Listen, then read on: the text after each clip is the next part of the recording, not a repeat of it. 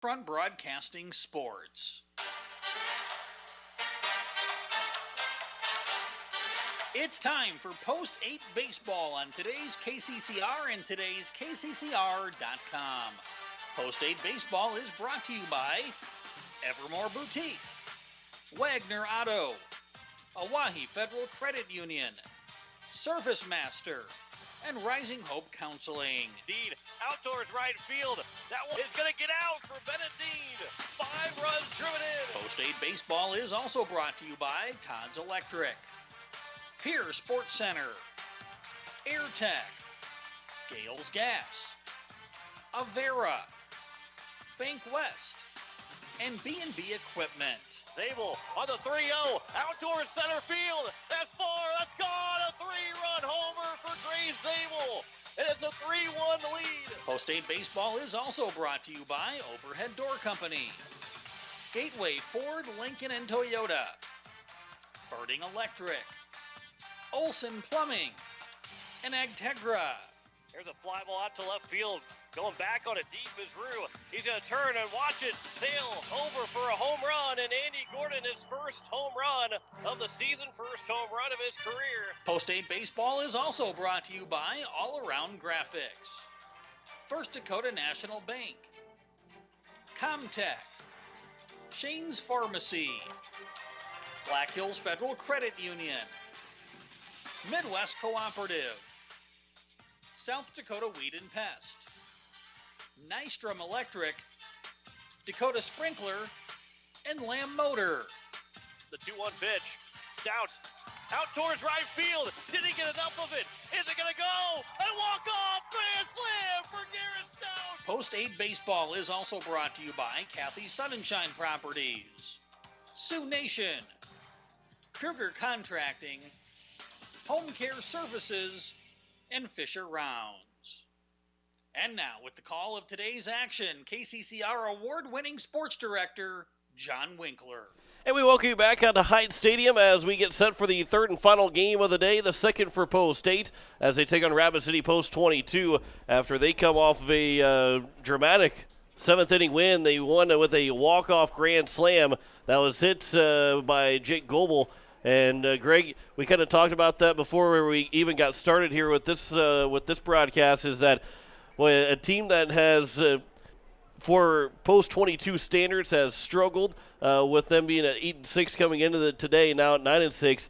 That's one game that gets away from Renner that also could give a lot of confidence to post-22. Yeah, and you know, this is a relatively young post-22 team, especially compared to a number of years in the past. And so you've heard Coach Torvey from post-22 will talk about just the number of 15 and 16-year-olds that they have on this team. And so to be able to come from behind, game was 3-2 going into the bottom of the seventh, and not only to win, but win in walk-off fashion with a walk-off grand slam. I mean, you know, that's the kind of thing that could certainly pay you dividends going forward as you get deeper into the season, because you leave those young players with the idea that they're never out of a ball game. And so you know, for post 22, probably one of the things that potentially could jumpstart them, even though they are 3 games over 500.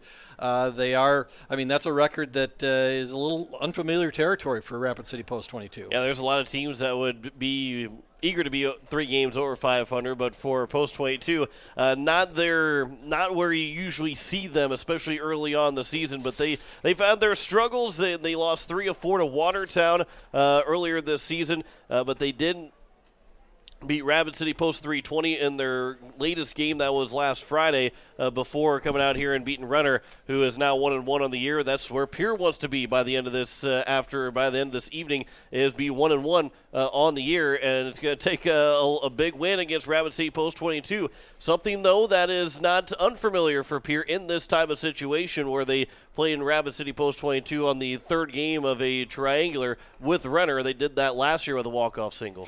Yeah, and you know, like we talked about earlier today, still very, very early in the year. I mean, you certainly would like to see Post State come out of tonight with at least a split, especially if you can get a split over Rapid City Post 22. I mean, we talked about it earlier today. If you can come out with a win against the perennial powerhouse in South Dakota American Legion baseball, regardless of the kind of season that Post 22 has, that's a signature win in the books. As it'll be Elliott Life that will be on the mound for the Post State for the Eights as they take on Post 22. Have not seen the Post 22 lineup quite yet. I think Coach Torvey's still filling that out and finishing that out before it comes up to the press box, but we'll get that lineup to you as well. Game time, I would say, here in about maybe 10 minutes or so, maybe around 7:25, we'll get this things underway. But Elliott Life is the starter here in game number 2, and one thing that's going to be hopefully a little bit different is those first 2 at-bats are going to go a little bit better for Elliott Life, and other than what Jack Van Camp saw, and not because Van Camp didn't throw well in those first 2 at-bats, but 2 errors in that first inning allowed Renner to take a 2-0 lead. It was they never trailed. It was not even a game that Post State was able to tie back up at any point. It was all Renner from that moment on, but again, set the tempo early, set the tone early by playing some good defense. Pierre had 4 errors in that loss, something that Rapid City Post 22 had trouble with in that game. They had 4 errors, but they did come back and win that ball game. But for Pierre, they've got to make those errors hurt if they're going to give those errors up. 22 is. Yeah, and Pierre just has to be a lot cleaner. I mean, they have to be a lot cleaner on the mound. They have to be a lot cleaner in the field. We talked about 12 free passes, the 7 walks, 8 walks, I think it was, the hit batter, 4 errors on the board, 3 resulted in base runners, and so those 12 base runners, even though the hits were almost identical, and give a lot of credit to Sam Stukel. I mean, from Renner, he threw a really nice game, really kept Post State on their heels offensively, and just kind of took the bats out of their hands all game long. Is Post State and Post 22 coming up here in just a little bit. We'll step aside for 3 minutes. Come back with more of the pregame. You're listening to Post State Baseball on today's KCCR and today's KCCR.com. Insurance. We all need it to protect our homes, health, businesses, and belongings. But having adequate coverage is just the beginning. You also need the support of professionals who stand by your side to protect what's important to you. Fisher Rounds & Associates combines the coverage you want with the commitment you need. Fisher Rounds & Associates, at your service, at your side. With offices in Pierre, Mitchell, Watertown, Sioux Falls, and Rapid City. BankWest Insurance has the expertise and resources to deliver personalized service and customized solutions. As an independent agency, we shop dozens of companies to get you the best coverage at the best price. As your trusted choice for insurance coverage, we promise to go the extra mile so you can rest assured your loved ones and your assets are protected. Contact your local agent with BankWest Insurance to work for you. Not a deposit, not FDIC insured, not insured by any federal agency, not guaranteed by any bank, may go down in value, equal opportunity provider.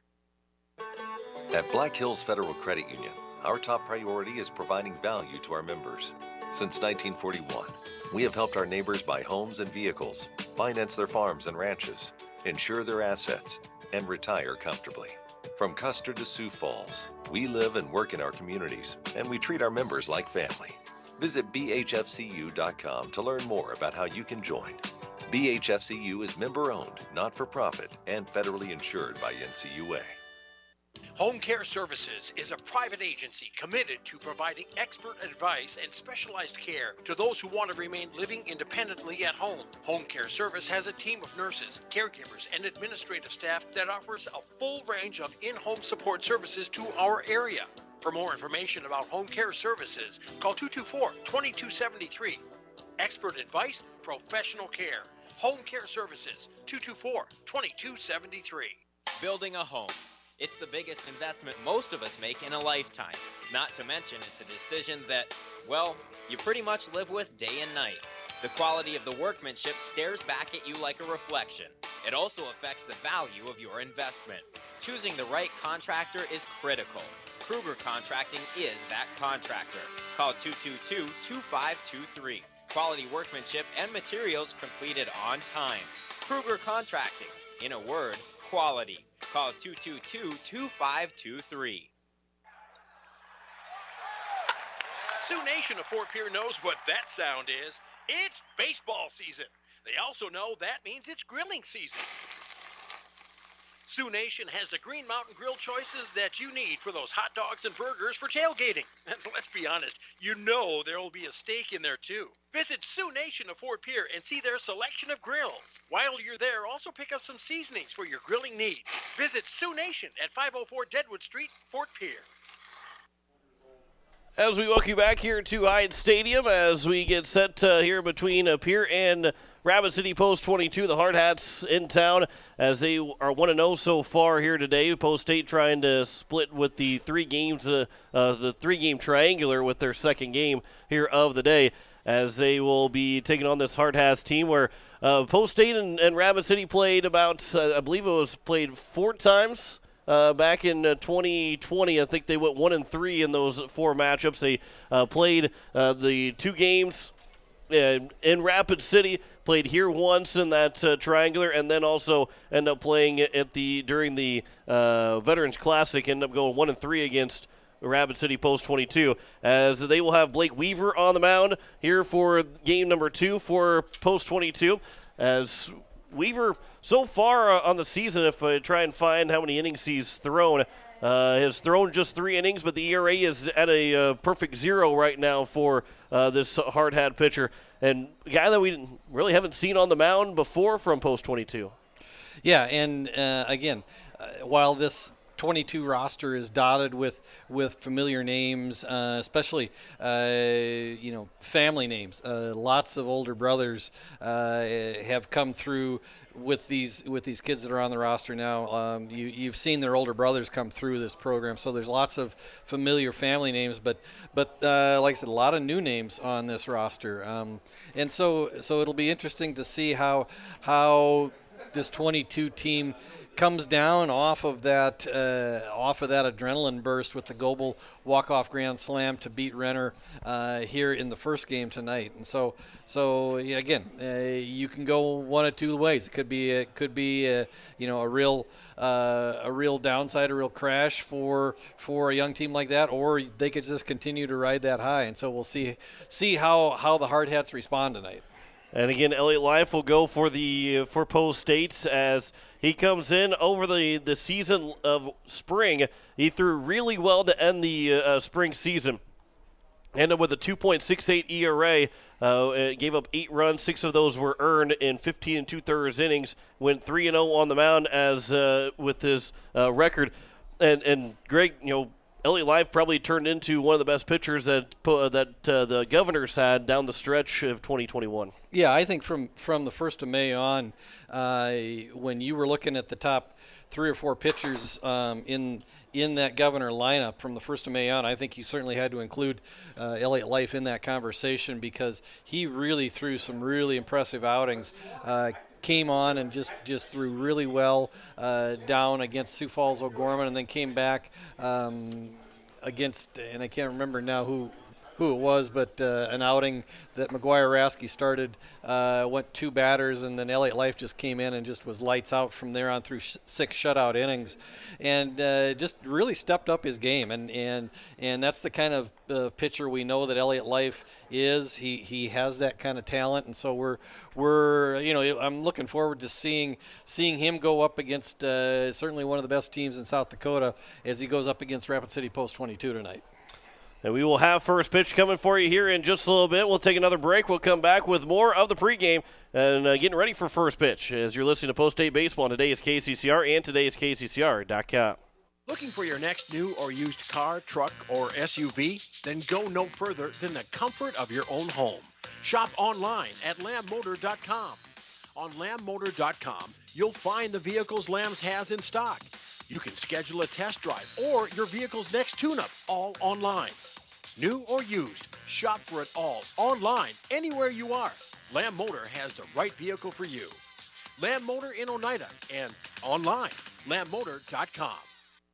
This is the life. Sitting here, sipping lemonade, basking in the warm sun, and admiring the beauty and the solitude of my very own landscaped backyard. You know, I wasn't sure, but I was so glad when I made the call to Andy at Dakota Sprinkler and Landscaping to finally have the work done. Calling Dakota Sprinkler and Landscaping was probably one of the best and the easiest decisions I've ever made. Dakota Sprinkler and Landscaping, 280-4440. That's 280-4440. Nystrom Electrical Contracting in Pierre has been providing professional sales, service, and installation since 1977. Whether you're starting from scratch, new construction, or you're upgrading your current system at your home, farm, or office, give the professionals at Nystrom Electrical Contracting a call. They've got a lot of bright ideas. Call Nystrom today to schedule a free computer-generated estimate. The number is 224-8750, or visit their website at nystromelectric.com. The Association of South Dakota County Weed and Pest Boards reminds all landowners and managers to look for and control noxious weeds this spring and summer. The receding water levels have provided new areas for noxious weeds to establish. Infestations that are found and treated early reduce the cost of control. For help identifying and controlling noxious weeds, call your county weed and pest supervisor or the South Dakota Department of Agriculture. Remember, good neighbors control noxious weeds. As long as you have a local cooperative, you'll never farm alone. At CHS Midwest Cooperative, our team is your team, ready to help you make the decisions that are vital to your operation. From the seed, plant health, and marketing the grain, to fuel to keep you running, the feed to supplement your herds, and the financing programs to make it all possible. We're here for you. Give CHS Midwest Cooperative a call today and let us show you the value of the co-op. Local, loyal, and trusted for generations. Service Master of Pierre. It's no secret we clean carpets professionally, but not many people know we clean furniture, kitchens, bathrooms, walls, floors, and windows. We also do fire and water restoration, plus construction cleanups. There's nothing we can't clean. Give Service Master a call at 224-9919. Service Master, the clean you expect, the service you deserve. Service Master, 224-9919. At Shane's Pharmacy, your healthcare is important, and Shane wants to be the pharmacist to take care of you. Shane's Pharmacy will make sure your prescriptions are filled in a timely manner. They'll answer your questions, and they'll even deliver to your home or office. Call 223-9200. Shane's Pharmacy is the pharmacy you know and trust. That number again is 223-9200. Shane's Pharmacy in Fort Pierre, proud to support high school athletics. As we welcome you back here to Hyatt Stadium as we continue to get set for this third and final game of the Triangular, is Pierre taking on Rapid City Post 22. John Winkler alongside Greg Dean as we are right around the time I kind of figured that maybe we'd be closer to 7:30 than 7 o'clock, and we are about 3 minutes from 7:30. So we are just about set for first pitch. Coach White and Coach Torvey having a conversation over near the third base dugout where Post 22 is now. They were in the first base dugout after the Pierre and Renner game took place, so they had to move across to the other side. But we are just about set. Maybe the umpires are going to be coming over to home plate and get the lineup cards. Elliott Life will go against Blake Weaver on the mound. And again, it's going to be imperative for Post State to play clean defense. You don't want to give this Post 22 team, really any team, but especially Post 22 and Renner, who you were seeing today, you don't want to give these guys extra outs. Yeah, and if you give them extra outs, you just the momentum just turns, and I think we saw that in the first game today. I mean, those hate to harp on it, but those two errors in the top of the first inning just kind of set the tone for the day, and unfortunately, Post State was not able to dig themselves out of that early 2-0 hole, and so. Tip your hat to the Renner Royals for taking advantage of those two errors in the first inning and then just holding on to that lead. And so if the Eights can play clean tonight and just minimize the mistakes, it goes back to, it's pretty simple. If you can throw strikes and play defense, you're going to win way more ball games than you're not. Absolutely. As we go through the Rapid City Post 22 Hardhats batting order. It will be Jed Sullivan to lead things off. He's playing left field. And it'll be Riker Henney, the third baseman, batting second. Branson Keel, the right fielder, batting third. Jake Goebel, the first baseman, hit the walk-off grand slam. He's in the cleanup spot. Then Dalton Klosterman, the catcher, will bat fifth. Luke Jegeris, the DH, will bat sixth. Hayden Holick, the shortstop, will bat seventh. Dylan Marsh, the second baseman, batting eighth. And Jed Jansen, the center fielder, will bat ninth. We'll talk about some of these guys as we get farther in and when they come to the plate, but there are some still, even though this is a younger team, there are still some big-name players on this roster for Post 22. Yeah, and that's the thing, is that if you're around South Dakota American Legion baseball and you watch Post 22 play, there are just a number of legacy players that come through this system, and so and what you see is just very top-notch fundamental baseball year in and year out. And so if you're gonna beat a Post 22 team, you got to play your A game, and so we'll see if the Eights can do that here in the third game of the triangular, second game for the Eights today. As we will have the first batter, Jed Sullivan, coming to the plate. We are ready for baseball here this evening, as it will be Sullivan to lead things off in the third and final game of this triangular tripleheader here at Hyde Stadium. So Life will toe the rubber as we are set for baseball, the final game of the day as we open up the 2021 Legion season. Life, the left-hander, will deliver the first pitch to Jed Sullivan. And it's taken high for ball one at 7:31. First game of the day took nearly an hour and 40 minutes to play between Pierre and Renner. Here's the 1-0 pitch. That one is a check swing that's fouled, and it's now 1-1. That got actually out of play after it went off the fence. It says, "Welcome to Hyde Stadium," and we welcome you into this broadcast. Oh, sorry. No, go ahead. I was just going to say 77 degrees at first pitch at 7:30 here at historic Hyde Stadium. 1-1 pitch just outside now, 2-1. It's a beautiful, it is probably the best night of baseball that we've had throughout the spring to now summer season. 2-1 pitch. That one is upstairs now, 3-1.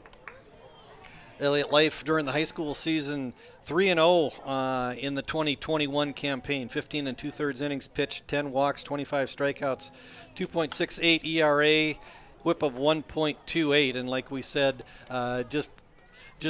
really came on as the season wore on, and by the end of the season a week ago was one of the top 4 pitchers on that Governor staff. The 3-1 was fouled away, so now the 3-2 pitch is upstairs on a leadoff walk issued by Life to Sullivan, and that'll bring up Riker Henney, the third baseman. That's a name that is unfamiliar to what we've had for Post 22 in the last several years.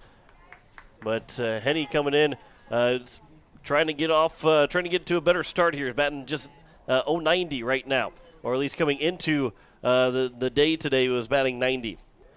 So he's looking to get himself back into, or getting himself into a stronger start. First pitch to him is upstairs for ball one. We'll see if what 22 wants to do here. Do they start Sullivan? Do they put him in motion? Do they try to bunt him over? Do they just leave the bat in Henney's hands? Interesting strategy here at the beginning of the game, and with the fact that now Life has gone 2-0 on the second batter, just trying to find the strike zone. And so, I suspect they will probably just let Henney hit away. From the stretch, here's now the 2-0 pitch from Elliott Life to Henney. Runner takes off. His pitch is high. The throw to second is in time. They got him out at second. Good tag by Jaden Wiebe. And that's a big first out. With the 3-0 count, you eliminate the leadoff man. You get an out, and Elliott Life hasn't had to throw, hasn't had to make a guy put the ball in play yet.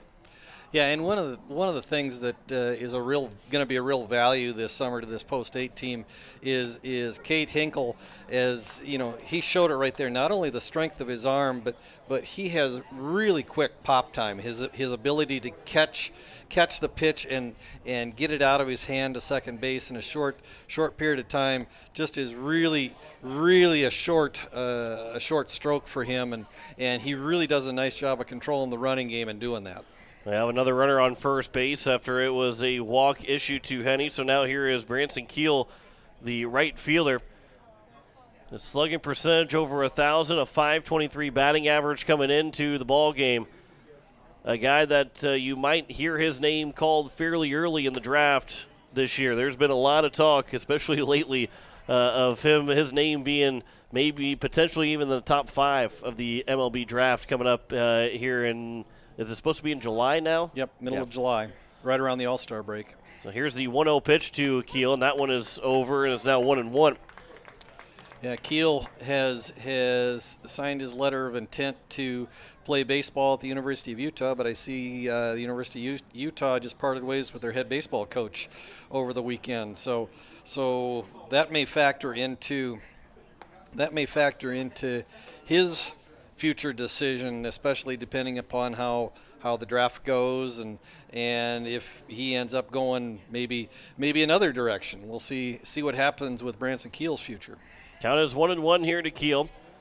From the stretch, here's the 1-1 pitch from live to Keel after a couple checks at first. Swing and a big miss there from Keel. It's now 1-2. Keel certainly has the ability to step onto the mound if need be, but I don't think he has thrown much so far this year. His value, at least right now, is primarily as an outfielder. He played a lot of center field last year. I see he's starting in right tonight.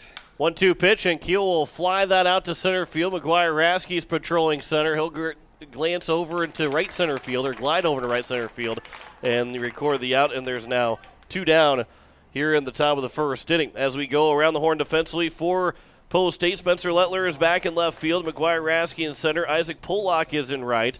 Andy Gordon is at third base. Lee Aquino is at short. Jaden Wiebe at second. Bennett Dean at first. Cade Hinkle behind the plate. Elliott Life will deal now with Jake Goebel, who in his last at-bat just about 30 minutes ago in a game against Renner hit a walk-off grand slam, and he was trying to make it 2-0 there at that first swing. He swings and misses, though, and it's 0-1.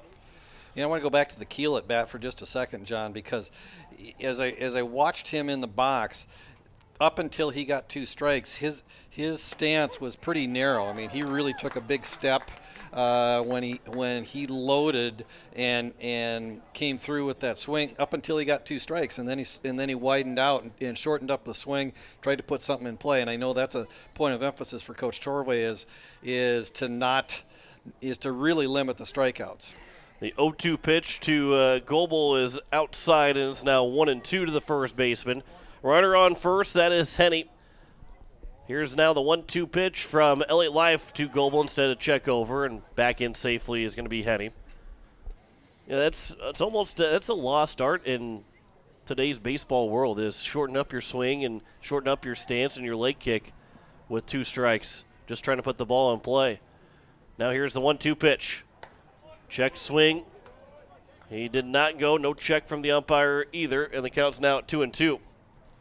Yeah, especially as you get up through the levels. I mean, there's such an emphasis on hitting the long ball that a lot of teams just preach that all or nothing swing, and so the strikeout is just part of the game anymore. There's a big swing and a miss by Goebel as there's a strikeout for Elliott Life. He gets a 0 here to open up the ball game.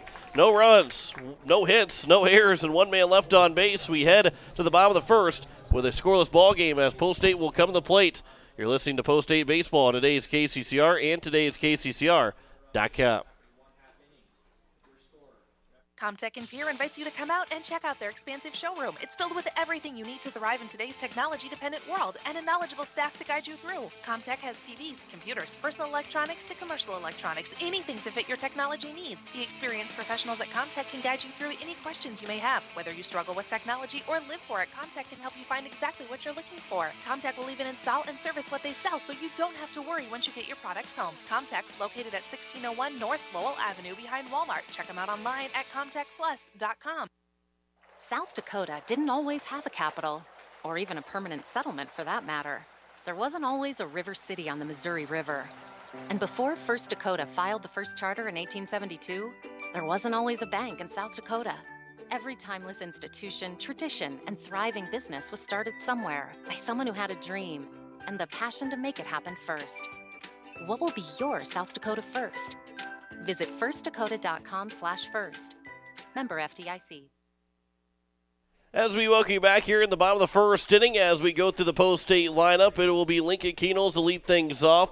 He'll be followed by Cade Hinkle, the catcher. Andy Gordon batting third, playing third base. McGuire Rasky, the center fielder, in the cleanup spot. Bennett Dean will bat fifth and play first base. Spencer Lettler's out in left field playing batting sixth. Brady Getz, the DH, batting seventh. Isaac Pollock, the right fielder, will bat eighth. And Jaden Wiebe, the second baseman, will bat ninth to round out the order here for post-state. They will deal with Blake Weaver, who has thrown just 3 innings so far. He has not allowed a run, and he has not. He did not pick up the win in the 3 innings that he threw. So he has not thrown a whole lot for this post-22 team, but he has not given up a run in those 3 innings. So post-state trying to be that first team to get him rattled up in this ball game. Yeah, and again, when you watch a post-22 team, you know that their pitchers are going to be well coached. They're going to be very fundamental. They're going to be right around the plate. They're generally going to have pretty good velocity. I mean, they don't typically throw many finesse pitchers out there. It's generally power pitchers if you're going to be on the mound for 22. 1-0 pitch to Keenels is taken for strike one and is now 1-1. He did have 3 strikeouts in that in the 3 innings. He also walks per inning at 333, so he is susceptible to walking guys as well, as that one's popped up and foul, and it will get out of play. Klosterman gave it a look, and it's now 1-2 here to Keenels. In game 1, Keenels went 1 for 3 with a double and RBI. He drove in the lone run for post-state. He also reached on an error in the 6th inning. Here's the 1-2 pitch. Instead, Weaver will step off the rubber and have Klosterman go through the signs again. Here's the 1-2 pitch. A curveball that Keenels will ground over the shortstop, fielded by Holick. The throw to first is in time, and the leadoff man retired here to open up the bottom of the first inning. Yeah, just kind of a routine three-hop ground ball to Holick, and just an easy play, easy throw across the diamond to Goebel, and 22 has the first out on the board here in the final game of the day. Here's now Cade Hinkle. Hinkle looking for his first hit of the 2021 season. He went 0 for 3 with 2 strikeouts in that first game against Renner. Weaver from the windup. Here's the first pitch. That one is high for ball 1. Weaver's got the delivery that he kind of starts from the side. He doesn't have a full. He moves that left leg just over to first base side. Doesn't pull it back. Actually doesn't even move his leg at all. He just steps over with the right leg, as that one, I believe, misses for ball 2. Went off the glove of Klosterman. It kind of reminds me of a little bit like David Price, where it's almost like he's in the stretch without actually being in the stretch. 2-0 pitch. That one misses low, and it's now 3-0. Yeah, it's not really a traditional windup. I mean, he doesn't really work. It's not really working from the stretch. He just kind of. It's almost like you would see, almost like an outfielder would crow hop without the crow hop, almost. And Cade Hinkle will get hit by a pitch. Some things don't change. That's Cade Hinkle getting hit by pitches. He seems to always once every week he's getting hit by a pitch. It seems like the last 3 seasons. So even though he's in college, he comes back. Things don't change. Yeah, and again, he's a kid, and we talked about it earlier today. I mean, he just finds ways on base. Through walks, hit by pitches. Batting average during the season over at Rochester Tech, 259. So kind of a middle of the pack batting average, but a 472 on base percentage. First pitch to Andy Gordon's taking up the letters for strike 1. Gordon had 2 hits in game 1, went 2 for 3 with 2 singles. The only guy with multiple hits for Pierre against the Renner Royals. Hinkle will lead away from first. Here's the 0-1 pitch from Weaver. That one will miss in the dirt. It didn't skip away from Klosterman. And Hinkle couldn't see that it got away from him. Just barely couldn't take off for second. He stays at first, and the count's now even a ball and a strike. Yeah, nice block by Klosterman. Just got enough of it to deaden the ball, and really just the ball just stayed right at his feet and kept Hinkle at first base. Here's now the 1-1 pitch to Gordon. Gordon will wait on that off-speed pitch, but pops up on the right side. Coming in is Keel. Keel long he dives. He makes the catch. They say he did not make the catch. And now a throw to second base will get Hinkle out at first, or at second. And Gordon will be on at first with the fielder's choice. So he dove for it, and when he turned around, he ended up dropping it. But Hinkle thought he had caught it, so he dove back into first. And by the time that he realized that it was not caught, well, Keel had an easy throw to second. He took his time throwing the second, and there's now 2 down with still a runner on first. Yeah, and Cade Hinkle just caught in no man's land, just a flare out, like you said, John, into no man's land that dropped, and Keel came a long way and was able to make a play on the ball. You could see as he was walking back to his position, he made a motion like in Keel's mind he dropped the ball in the transfer, and umpire Greg Goodman out in the field immediately signaled safe, and so easy play for Keel to get the throw and get the fielder's choice at second base. Rasky will swing and miss at the 1-0 pitch, and it's now 1-1. The rare 9-6 fielder's choice for Andy Gordon over at first base. That's a tough one, too, because you basically get a base hit off of it, but because the runner got thrown out at second, you end up getting a fielder's choice, so you'd only go 1 for 1 on the trip. As is now 2-1 the count to McGuire Rasky. Jed Sullivan is out in left field. It is Jed Jansen in center, Branson Keel in at right field. Riker Henney, the third baseman, Hayden Holick, the shortstop. It is Marsh at second. Jake Goebel at first. Klosterman behind the plate as he'll try and block that one up, but it got away from him. And the second will be Gordon. 3-1 count now to McGuire Rasky from Blake Weaver. So during the region tournament, we had a conversation about what was one of your favorite baseball memories. That brings back to my memory, an interesting one. Had it when I was playing amateur ball. Had a similar play. Ball just hit into no man's land in right field. Was no runner on base ahead of him, and so the batter. As that one's grounded through the left side for a base hit, Gordon will turn and try and score. The throw coming to the plate is cut off, and Post 8 leads at 1-0 here in the bottom of the first inning on the RBI single for McGuire Rasky. Yeah, just a ball that Rasky takes the other way through the hole on the left side and just kind of died when it got to the outfield grass. And with 2 outs, Gordon running on contact and did not stop at third base. Coach Brian White sending him all the way, and they didn't even attempt to make a play. And so the Eights are up 1-0 here in the bottom of the first. And that'll bring in Bennett Dean with 2 away here in the bottom of the first inning with a runner on first. We'll see if the Eights try to put something on here, maybe try to put Rasky in motion at some point, try to get him into scoring position. First pitch to Dean is inside for ball 1. Especially with Weaver maybe struggling just a little bit trying to find that consistent strike pitch right now. Go ahead and finish that story. Yeah, so just a flare hit into short right field. I'm playing right field, and so the batter takes a big round at first base because I'm coming from right. The second baseman's going out.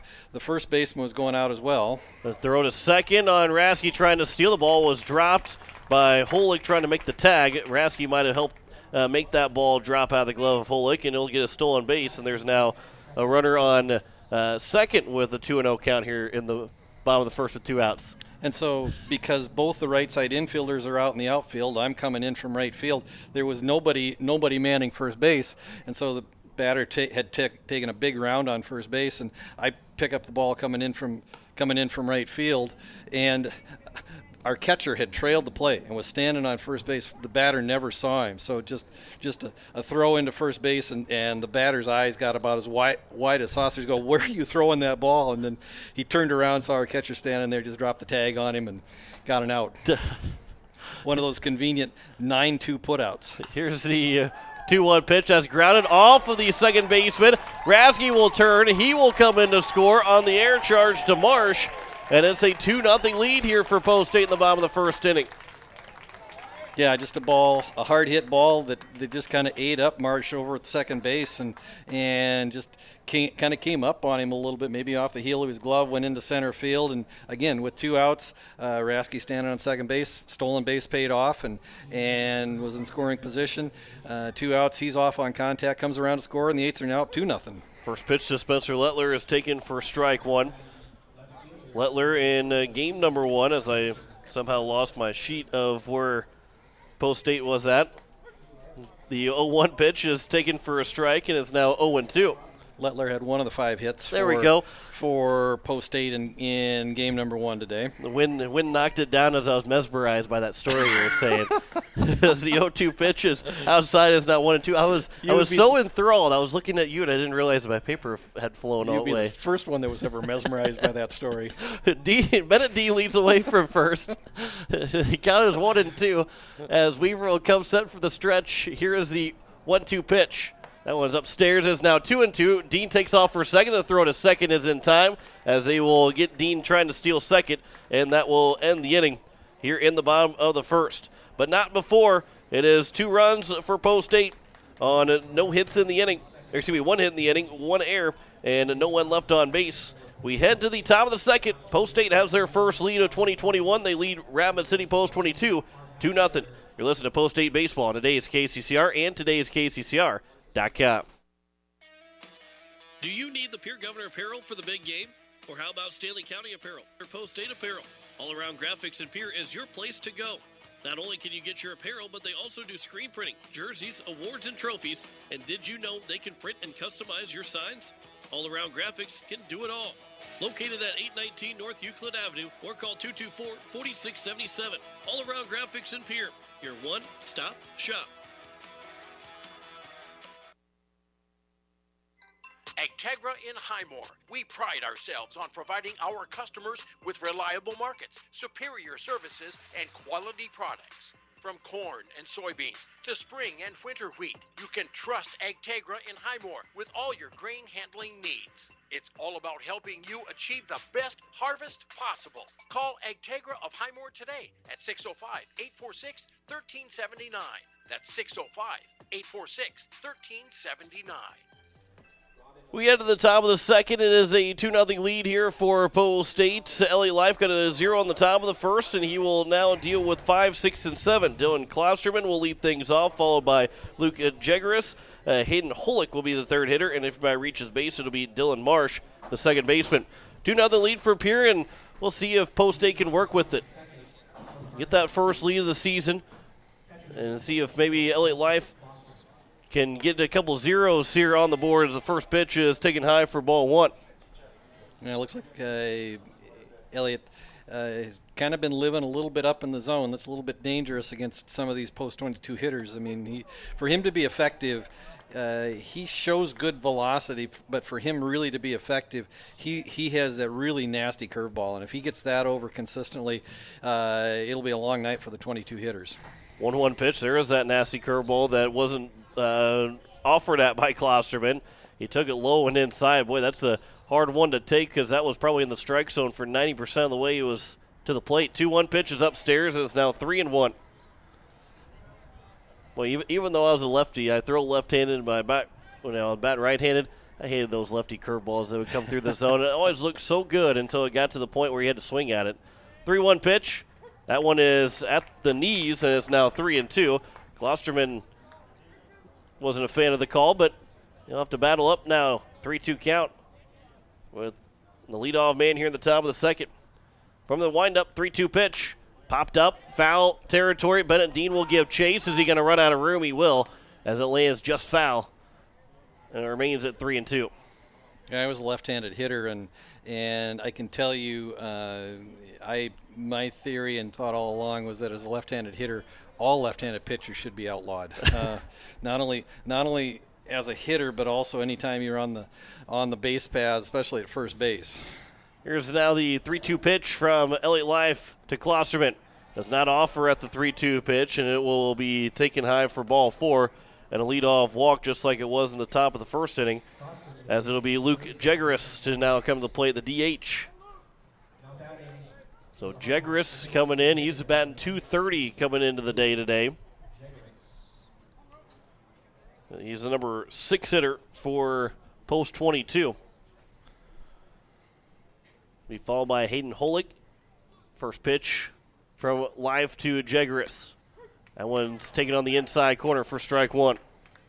Yeah, couple of new names. We talked about the family names, the legacies. Jegris, name that at least I'm not familiar with. Holick on deck. I mean, another one that haven't probably seen before. But again, with the number of first-year players on this 22 roster, there's going to show some of the depth coming up through the system, and the fact that they're 15 and 16 years old, they're going to be around this program for 4 or 5 years potentially. Here's the 0-1 pitch. That one's upstairs, and it's now 1-1. Yeah, that's the the growing pains that might come to a season for 22, and of course we say growing pains. They're 9-6 right now. They're 3 games over 500. They're having growing pains. Here's the 1-1 pitch. That one is taken for strike two, and it's now 1-2. But having a younger team, the error in the first inning by post 22, that's one that Coach Torvade's got to kind of almost learn to deal with for at least a year, and kind of sit there and say, okay, we're going to have these mistakes, but it's about now, maybe not right now, but maybe for the next couple of years. Pickoff attempt, and back in safely again is going to be Klosterman. Yeah, and if you think about it, I mean, if you have a number of 15, 16-year-olds on the team, you're, a lot of those kids in a normal year, if you've got a lot of depth at the upper age groups for a program like 22, a lot of those kids would probably be at the junior legion level this year. Yeah, you're exactly right. Well, and that's the thing, too, because it seems like that's kind of the case, how we're seeing different teams go through that, where you look at post 8 a couple of years ago, a lot of those guys were playing a lot of senior legion baseball for quite a few years because just the depth wasn't there. I mean, you had a post 8 team in 2019 basically be the exact same in 2020 with the exception of adding a couple players. You didn't lose anybody except for maybe Gray Zabel because he had to go for college, but it was a odd year, especially going into next year. You're going to lose a couple guys, yes, for post 22, but there's going to be the majority of that roster is going to be returning for 2022. Yeah, and that's kind of the way it was coming out of 2019 going into 2020 for post 8. I mean, there was not a senior on the roster in 2019 for that post 8 team, and so they returned everybody off of that team coming into last year. 3-2 pitch, he's swinging a miss, and Jegris goes down on strikes. And that's the second strikeout of the ball game for LA Life. Big first out. And that'll bring up now Hayden Holick, the shortstop. Holick's a name that I find familiar, mostly because he played for the Rushmore Thunder this year and was part of that team that got second in the state tournament. And we'll hear his name quite a bit for the next couple of years as that first pitch is upstairs for ball one. Yeah, right before that last half inning started, Holick starting at shortstop today, as Weaver was finishing his warm-up pitches, Holick came over and Post 22 actually travels with an athletic trainer and saw Holick actually get something from the trainer. I don't know if it was some kind of a pad or something to put in his glove, but he was actually a little late coming back to his shortstop position after they had finished their warm-up tosses, so might be a little bit dinged up today. Here's the 1-1 pitch to Holick. That one's taken for a strike. It is now 1-2. That'd be something to kind of keep an eye on if he remains in the ball game, and if he does remain in the ball game, how he handles some throws from shortstop on how accurate or how strong those throws look. Here's the 1-2 pitch. There's a ground ball to the shortstop, Keenels. He'll throw to second for one. That's all they're going to get. Holick will fly down the first base line. So there's now 2 down, but it goes as a fielder's choice, and there's still a runner on first base as it'll bring up Dylan Marsh. Yeah, just a softly hit ground ball to Keenholz at short, and as softly hit as that ball was, Keenholz actually had to hurry the flip over to Wiebe at second base just to get Klosterman. And by the time they did that, there was no play. Holick gets down the line well out of the right-hand batter's box down to first base, and so Post State has a pair of outs now with a runner on first base here in the top of the second. First pitch is taken high for Dylan Marsh, a 2-0 lead for Pierre. An RBI single from McGuire Rasky. Bennett Dean had to reach an error that scored Rasky to make it 2-0. Here's the 1-0 pitch. That one's fouled back, and it's now 1-1 here to Marsh. Trying to make up for that error. He was the one that for Bennett Dean to reach on at second base.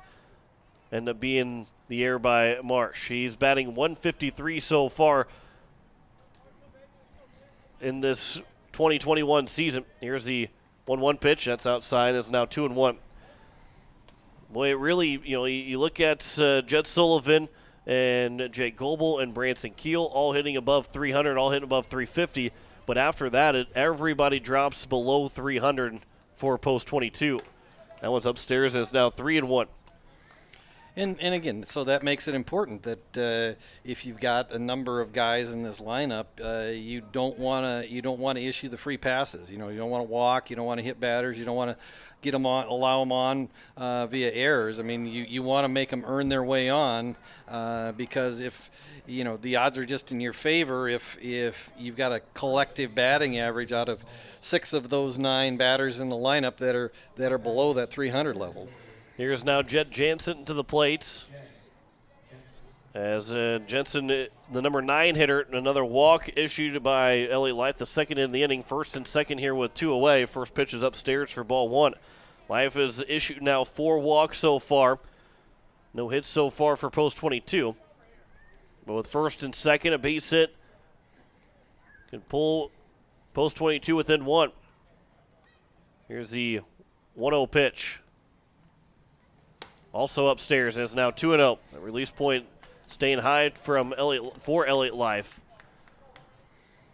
45th pitch of the game so far for Life, and he's not out of the second inning. So running that pitch count up, we'll likely see some action in the Post State bullpen.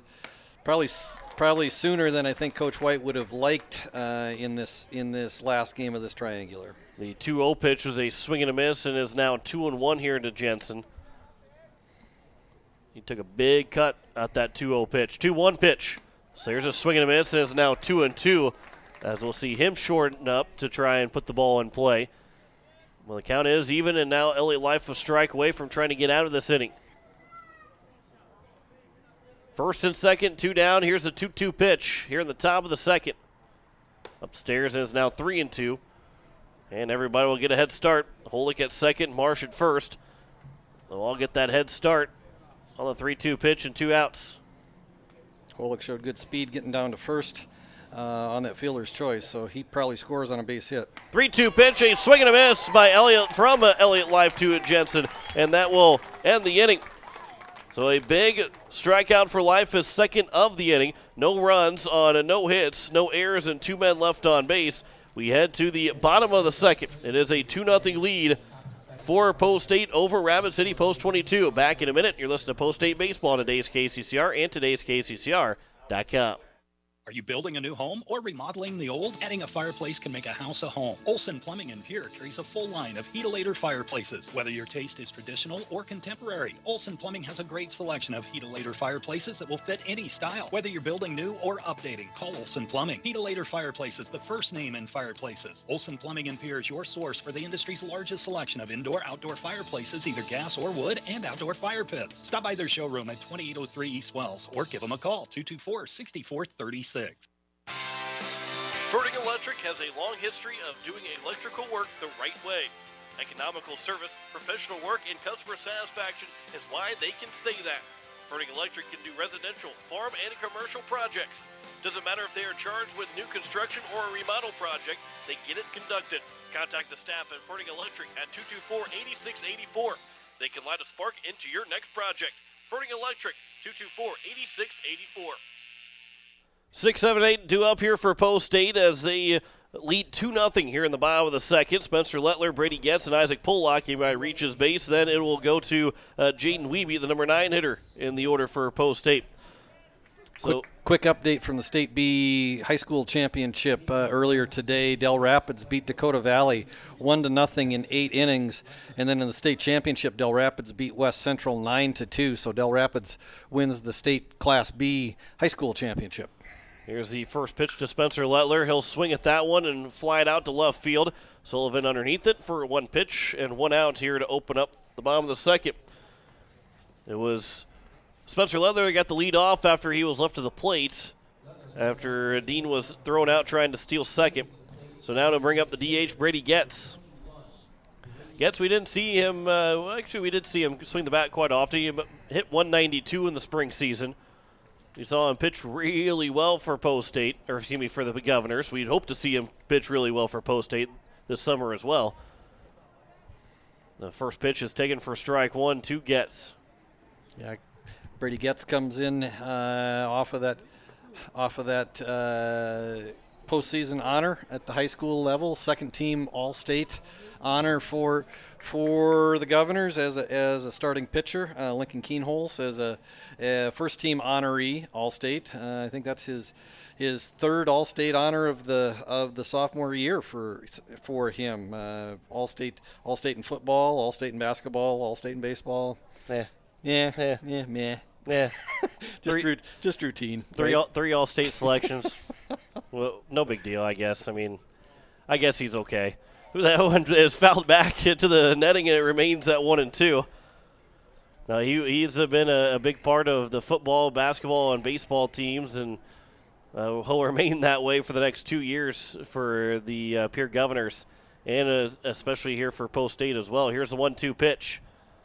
And Getz will sky that one out of play, and we'll do it again here at 1-2. John Winkler, ladies and gentlemen, master of the understatement. Hey, yeah, I guess he's okay. I guess he's okay. I don't know. Maybe he's okay.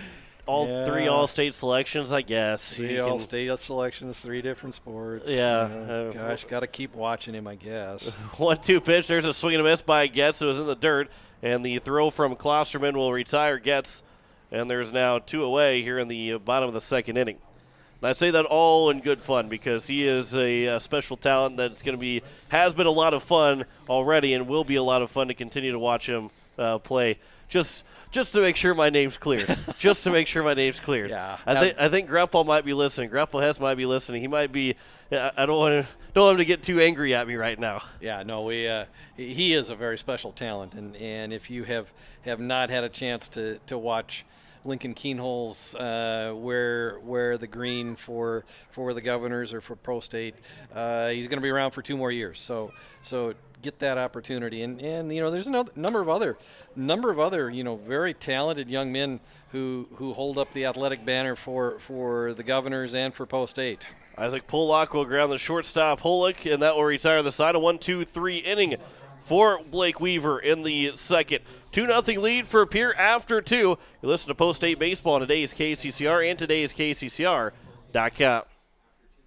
Overhead Door Company of Pierre is a locally owned business specializing in the sale, service, and installation of residential and commercial garage doors. They provide quality, dependable products with constant service and the peace of mind you need. Overhead Door is one of the most recognized and most respected brand in the garage door industry. For installation and repairs, call Overhead Door Company today at 224-6200. That's 224-6200.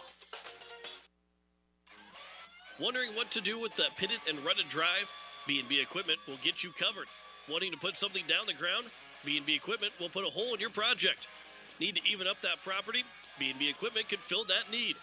B&B Equipment can deliver all your gravel and material needs. B&B Equipment is here for all your excavation needs. Contact B&B Equipment, 224-6727. A contractor here for you. That's B&B Equipment, 224-6727. Top of the third inning, it is a 2-0 lead for Post State over Rapid City Post 22 Hardhats, as it will be the top of the order for Post 22. Jed Sullivan, Riker Henney, and Branson Keel be the first 3 hitters for the Hardhats, as those 3 went 0 for 1 combined, 2 walks and a fly out. as it'll be Sullivan, who did walk, who was caught stealing in the top of the first. As Elliott Life will deliver the first pitch. That one will bounce in, and it's 1-0. The Shadows are beginning to make their way across the infield. Kind of a tough sun field right now out in left field as we hit the 8:09 p.m. mark here in Central Time right now. As that is a base hit to left field for Jed Sullivan, the first hit of the ball game for Post 22, and leadoff man is aboard for the third straight inning for the Hardhats. Again, we'll see if Life, to use your term, can tiptoe out of trouble, dance around trouble. I can't remember exactly what it was. It was one of those. Tiptoe out of danger? Tiptoe out of danger. There we go. Here's the first pitch to Riker Henney. The tiptoe out of danger. He never did that back in the day. You're about to get in trouble and you had to sneak by your parents. Not that good a dancer. Okay. Thought maybe you came in late one night after a long night. You should have been home about 2 hours prior and had to tiptoe your way around Mom and Dad's bedroom. Let's just say that maybe was not one of my better memories. We talked about some of our better memories earlier. That may not have been one of my better memories. As Sir Riker Henney will single. We'll just leave it right there. He'll single the center field as first and second here with nobody out, and that'll bring up Branson Keel. I can say with my parents listening, I never did that. No, not even once. No. Actually, I don't think I really. Well, yeah, I don't think I really could, because it was the garage door made too much noise. The door getting inside made too much noise. I couldn't do it. Here's the first pitch to Branson Keel. That's over for strike one. They're probably sitting on the beach right now watching, listening to this game. Yep, wondering what did he do? We'll look over at each other right now. What did he? What? Expect a late night phone call from Southeast Missouri. The 0-1 pitch, that one is upstairs. It's now 1-1. Good thing is it's after 8 o'clock, so my mom's probably sleeping. So okay. Yeah, okay. My dad will probably just shrug it off like, oh well. Yeah. Here's Branson Keel. He's flew out to center field. Here's the 1-1 pitch. That one's upstairs, and it's now 2-1. And again, Keel with that OPS well over 1. You know that he not only hits the ball well, but hits the ball hard. 2-1 pitch is upstairs, and it's now 3-1. So danger looming here with first and second, a 3-1 count. Nobody out here at the top of the third inning. And on deck, it doesn't get much easier with Jake Goebel, who's got 4 home runs so far for Post 22. Here's a 3-1 pitch. Keel out towards center field. Rasky will have to glide back. He'll make the catch. Runner will tag from second, and he'll keep the runner over at first base. So it's now first and third here with 1 down. And that's a big first out and a good throw in from McGuire Rasky, who knew the situation. Just he didn't throw it hard to second, but got it into second base to keep Henney over at first because the double play is still in order. A ground ball could get you out of this inning just as quickly as danger started in this inning. Yeah, and we'll see if Post 22 wants to put Henney in motion at some point in this at bat. You got to figure that that's likely. Here's the first pitch. Goebel will take strike one at the letters. And as you said earlier, Greg, you don't want to leave too many pitches up in the zone to these post-22 hitters, especially the middle or the first part of the order, especially to Keel and Goebel. Here's the 0-1 pitch. That one's outside, and it's now 1-1. The good thing is to try and keep Henney over at first base is the left-hander, Elliott Life, being able to kind of almost deceive the runner without deceiving the runner to be called for a balk. Here's the 1-1 pitch. Goebel swings and misses an off-speed pitch, and it's now 1-2. And Henney's having a little bit of hard time reading Life's delivery. When you have a left-hander on the mound, if you're the runner at first base, you want to read shoulders and arms because you got to see if he's gonna turn because he has to make a turn with his shoulders in order to throw to first base. And Henney's having a little bit of a challenge reading Life's shoulders right now. A big swing and a miss by Goebel as he's down on strikes for the second time in the ball game. He's 0 for 2 with 2 strikeouts. And then I'll bring up the catcher, Dylan Klosterman, who walked and was retiring the fielder's choice in his first trip to the plate. So now there's 2 away, and a ground ball gets you out of the inning you don't need the double play anymore. Here's the first pitch to Klosterman. He'll line that out towards center field. McGuire-Raskey going over. It's going to be a right fielder. Pollock dives to try and make the catch and cannot. One run will come in to score. Here comes the second run, and there's going to be no throw, and it's going to be a 2 RBI double for Dylan Klosterman to tie the game up as Pollock dove to try and make the catch but couldn't quite hang on to the ball. I thought maybe it was going to be over for McGuire-Raskey, but it was over in the right center field gap, and Klosterman's got a 2 RBI double.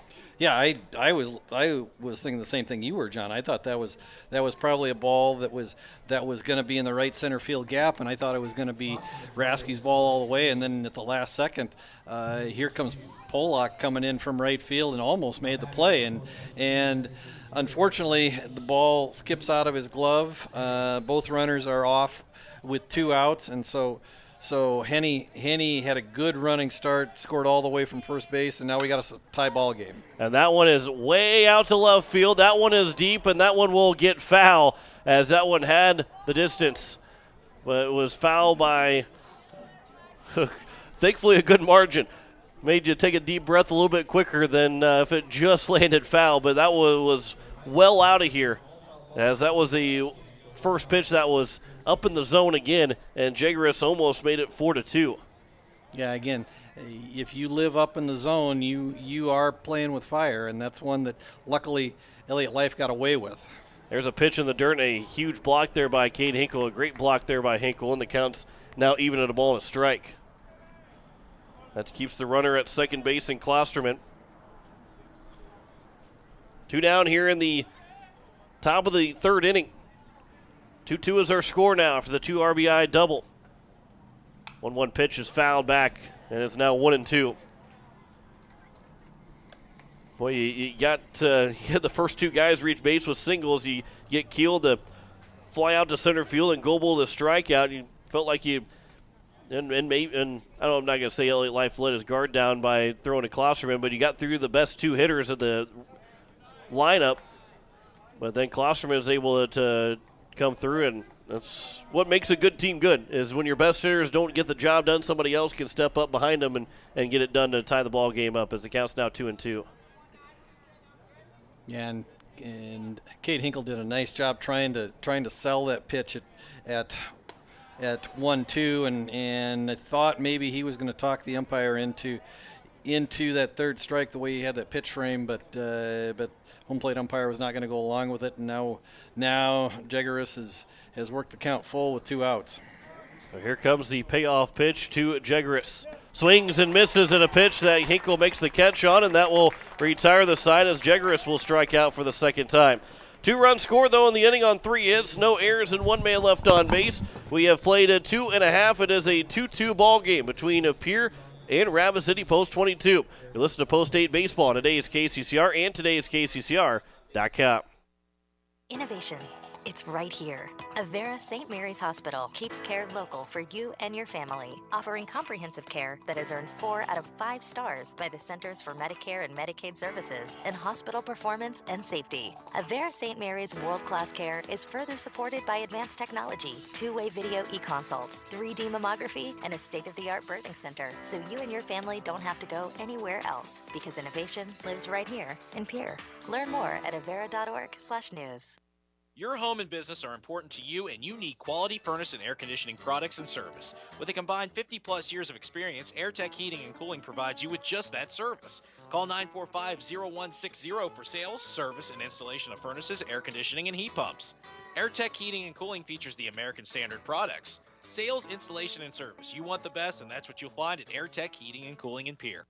As we welcome you back here to Heights Stadium, it is a 2-2 ball game now after a 2 RBI double from Dylan Klosterman. And for Post 8 to open up the bottom of the third inning, it'll be 9-1-2. Jaden Wiebe, Lincoln Keenels, and Cade Hinkle. Anybody reaches base, it'll be back to Andy Gore, the number 3 hitter, as Klosterman comes through with the biggest hit for Post 22 so far in the ball game. They've got 3 hits, all 3 of those hits coming in that top of the third. Pierre with just 1 hit so far, 1 error that was charged to Post 22. Allowed that second run to score for the Eights. But that's the difference between a post 22 leading this ball game and we were seeing a tie ball game right now as we head to the bottom of the third. Yeah, and again, through 2.5, I mean, kind of what you'd expect. Just a well-played game on both sides. Well, not sure I'd necessarily call it a pitcher's duel, but it certainly has been entertaining so far. First pitch to Jaden Wiebe is taken high for ball one.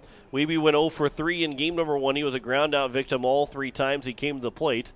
Here's the 1-0 pitch. That one will miss low and is now 2-0. Saw Wiebe hitting the cleanup spots for a while in the Pierre Governor season. Went down to the 8-hole and was a strong spot to be in for the Governors. 2-0 pitch, and Wiebe will shoot this one out to left field, but Sullivan hasn't played perfectly, and he'll make the catch to retire the leadoff man. And that'll bring us back to the top of the order for Lincoln Keenholz. Yeah, Sullivan plays a fairly shallow left field, and which just tells me, and the way that the route he took on that fly ball back into the gap in left center, he's got some pretty good speed. I mean, he covers a lot of ground out in left field, so he has the ability to play in a little bit over there on the left side. First pitch to Keenholz is outside for ball one. Keenholz grounded out to the shortstop and Holick in his first trip to the plate. Here's the 1-0 pitch from Weaver. That one misses outside. It's now 2-0. Talked about Weaver not really having much of a windup in the first inning. He took his right leg and just put his foot down on the side. Now he's going straight from the stretch with nobody on base to open up the third inning. That pitch is inside, and it's now 3-0 here to Keenholz. And that's the thing is, a windup, guys feel much more comfortable in the windup sometimes, but it's really, again, it's just a comfort thing. As a 3-0 pitch is outside, and it's a 4-pitch walk issued to Keenholz. But there's really no benefit in terms of just outside of, again, being comfortable in it. There's no extra benefit to being in the windup other than there's nobody on base. Right. And some people will say, maybe depending upon the individual pitcher, maybe you're able to generate a little bit more velocity coming out of the full windup, but you also have a lot more moving parts, and so you got to in a windup, and so you got to be able to master those. And some pitchers are better at pulling all those moving parts together than others. First pitch to Kane Hinkle is taken for strike one. He was hit by a pitch and was thrown out on the fielder's choice back in the first inning. Pickoff attempt, diving back in safely as Keenholz. Got his 0-1 here to Hinkle. He's looking for his first hit still of the 2021 season.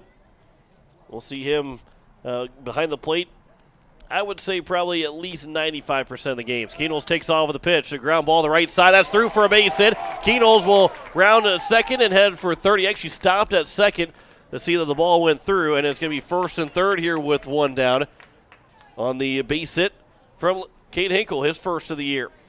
That was a wood bat. I'd almost call that a broken bat single, but a ball that just got under Jake Goebel's glove at first base and just kind of died out in short right field. And like you said, I mean, Keenholz got to second base, stood on the bag for about 2 seconds, and then picked up the ball, saw that there was no way that Keel was going to be able to make a play on him if he went to third base. And so the Governors got runners at the corners with the number 3 batter on. Keenholz nearly picked off at first base. He thought that ball got away from the catcher and Klosterman, and I don't know how he got back. I don't know why. I mean, it's hard, you can't fault him for coming back to the bat because he's safe, but where he was at, it would almost thought maybe he would just take off for second, but he got back and was able to slide around the tag from Goebel. A good play there by Hinkle. Actually, it was a good play by Goebel because that throw was far on the second base side of first base, and actually if that throw's on the bag, they probably do get Hinkle. So well, it's a 2-0 count, and hey, potato, he's safe at first base. Yep. Kind of like a magic trick, and abracadabra, he's still at first. Counts down 2-0. Hey, I'm glad you didn't get he's a magician. We'll just call it that. Yeah, I'm glad you didn't get a big response right away for that. that was not warranted. Here's the 2-0 pitch to Andy Gordon with a runner on first and third. That one's at the letters and is now 2-1. Somebody asked me if I made some bad jokes. I think they're, boy, I don't even know who I was talking to anymore about asking how. I said we always have a good time up here. We're always making jokes, and Gordon fouls that one back, and it's now 2-2. They said, well, I sometimes make some really bad jokes that shouldn't be said on the radio. I make a fool of myself sometimes. Yeah, that's just dad training for future reference. I think that's we were talking about dad jokes, and I say dad jokes on the radio. I love a good dad joke. Here's a 2-2 pitch.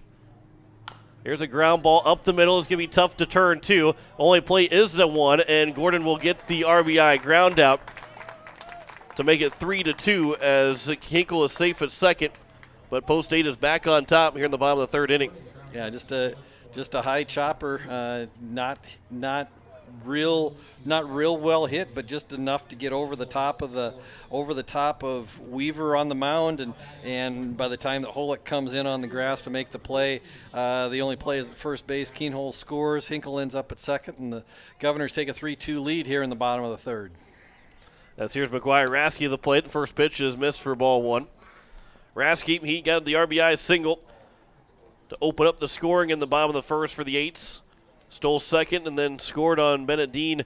His ground ball ended up being an error charge to the second baseman. Hinkle will have to tie his shoe out at second base. He kind of slipped a little bit again around in second base. Maybe it was the shoelace. I think you blame on the shoelace. That's why he slipped. Yeah.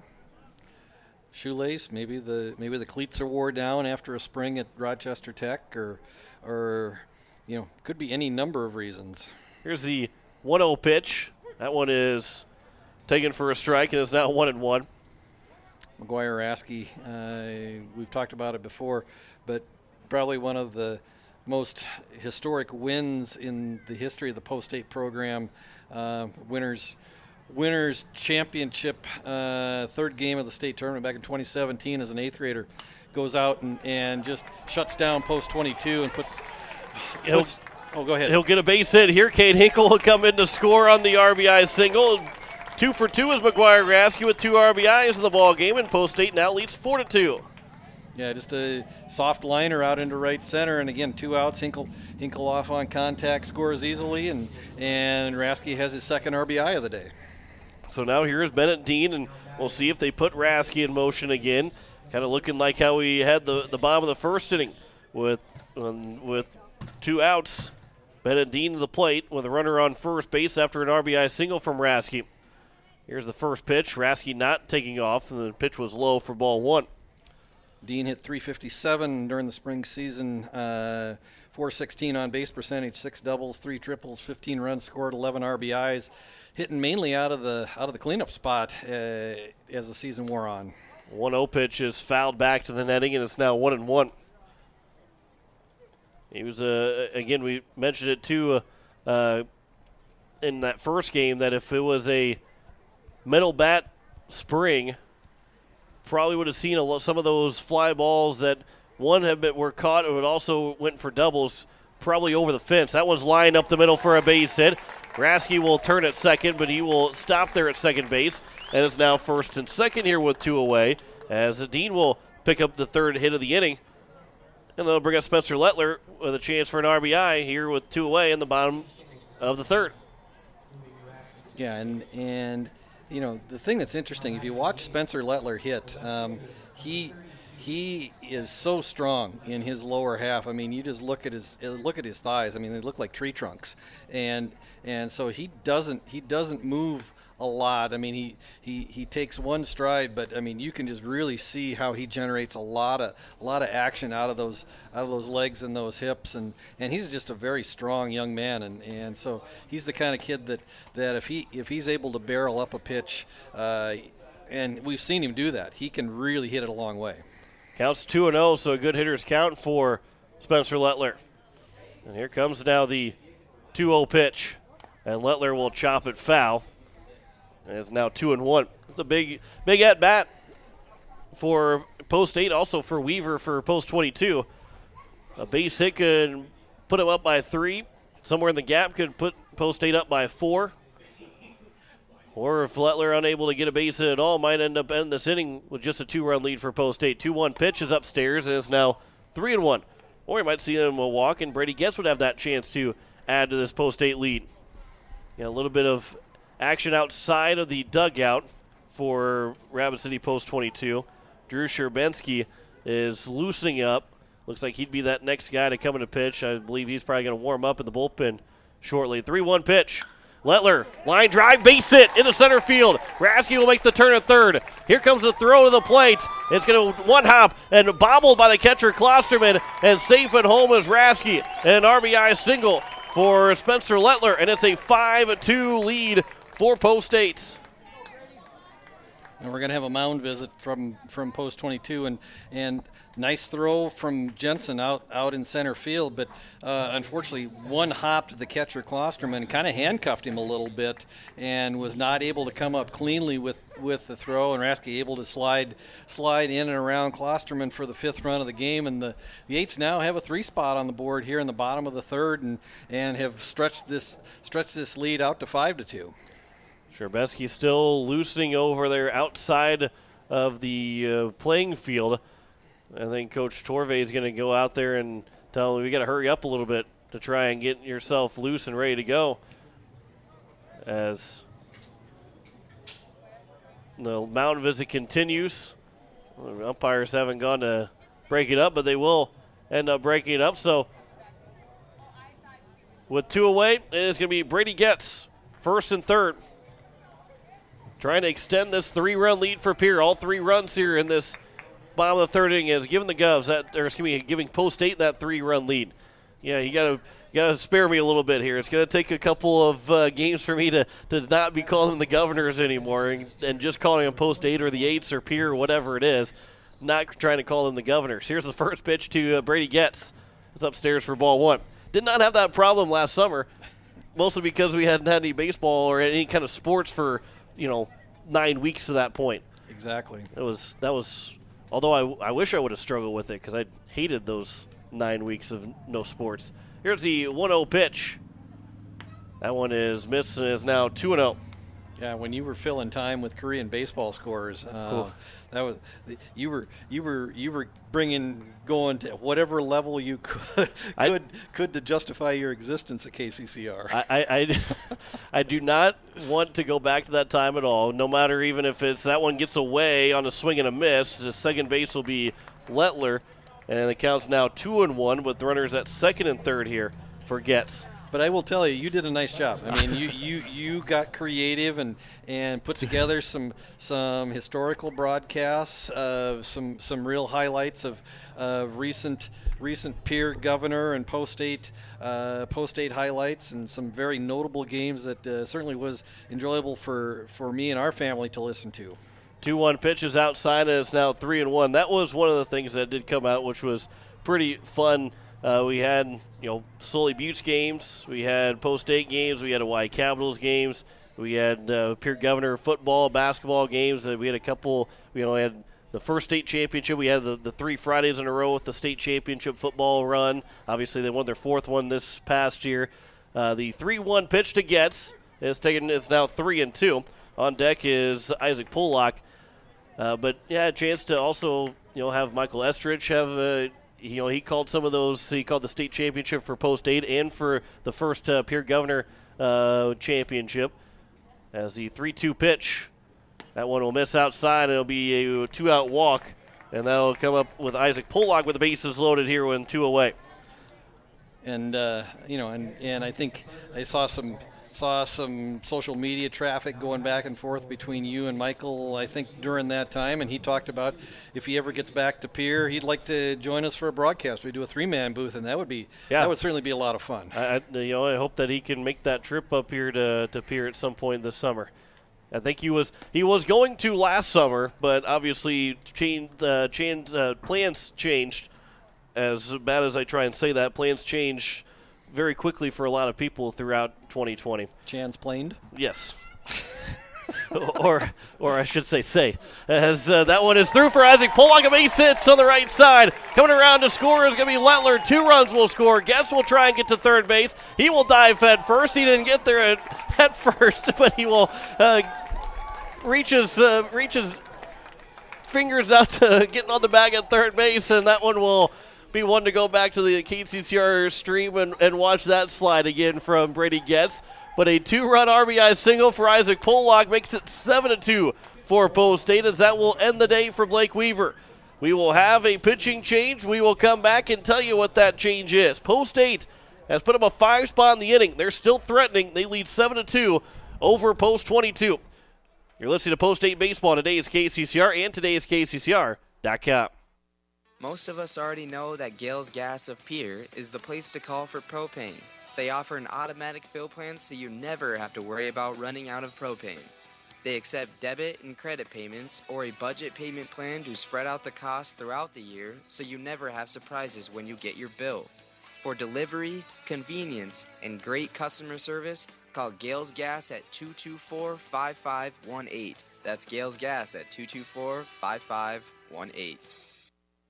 No one likes to have electrical problems, but when they happen, call Todd's Electric at 223-2518. With over 28 years of experience, Todd's Electric can handle any type of electrical problem, whether it's residential, commercial, or agricultural. Their knowledgeable staff knows and understands the importance of your home, business, or ag facility and are prepared to help. Call Todd's Electric at 223-2518. That's 223-2518. Todd's Electric, serving the Pierre and Fort Pierre areas. The line to power.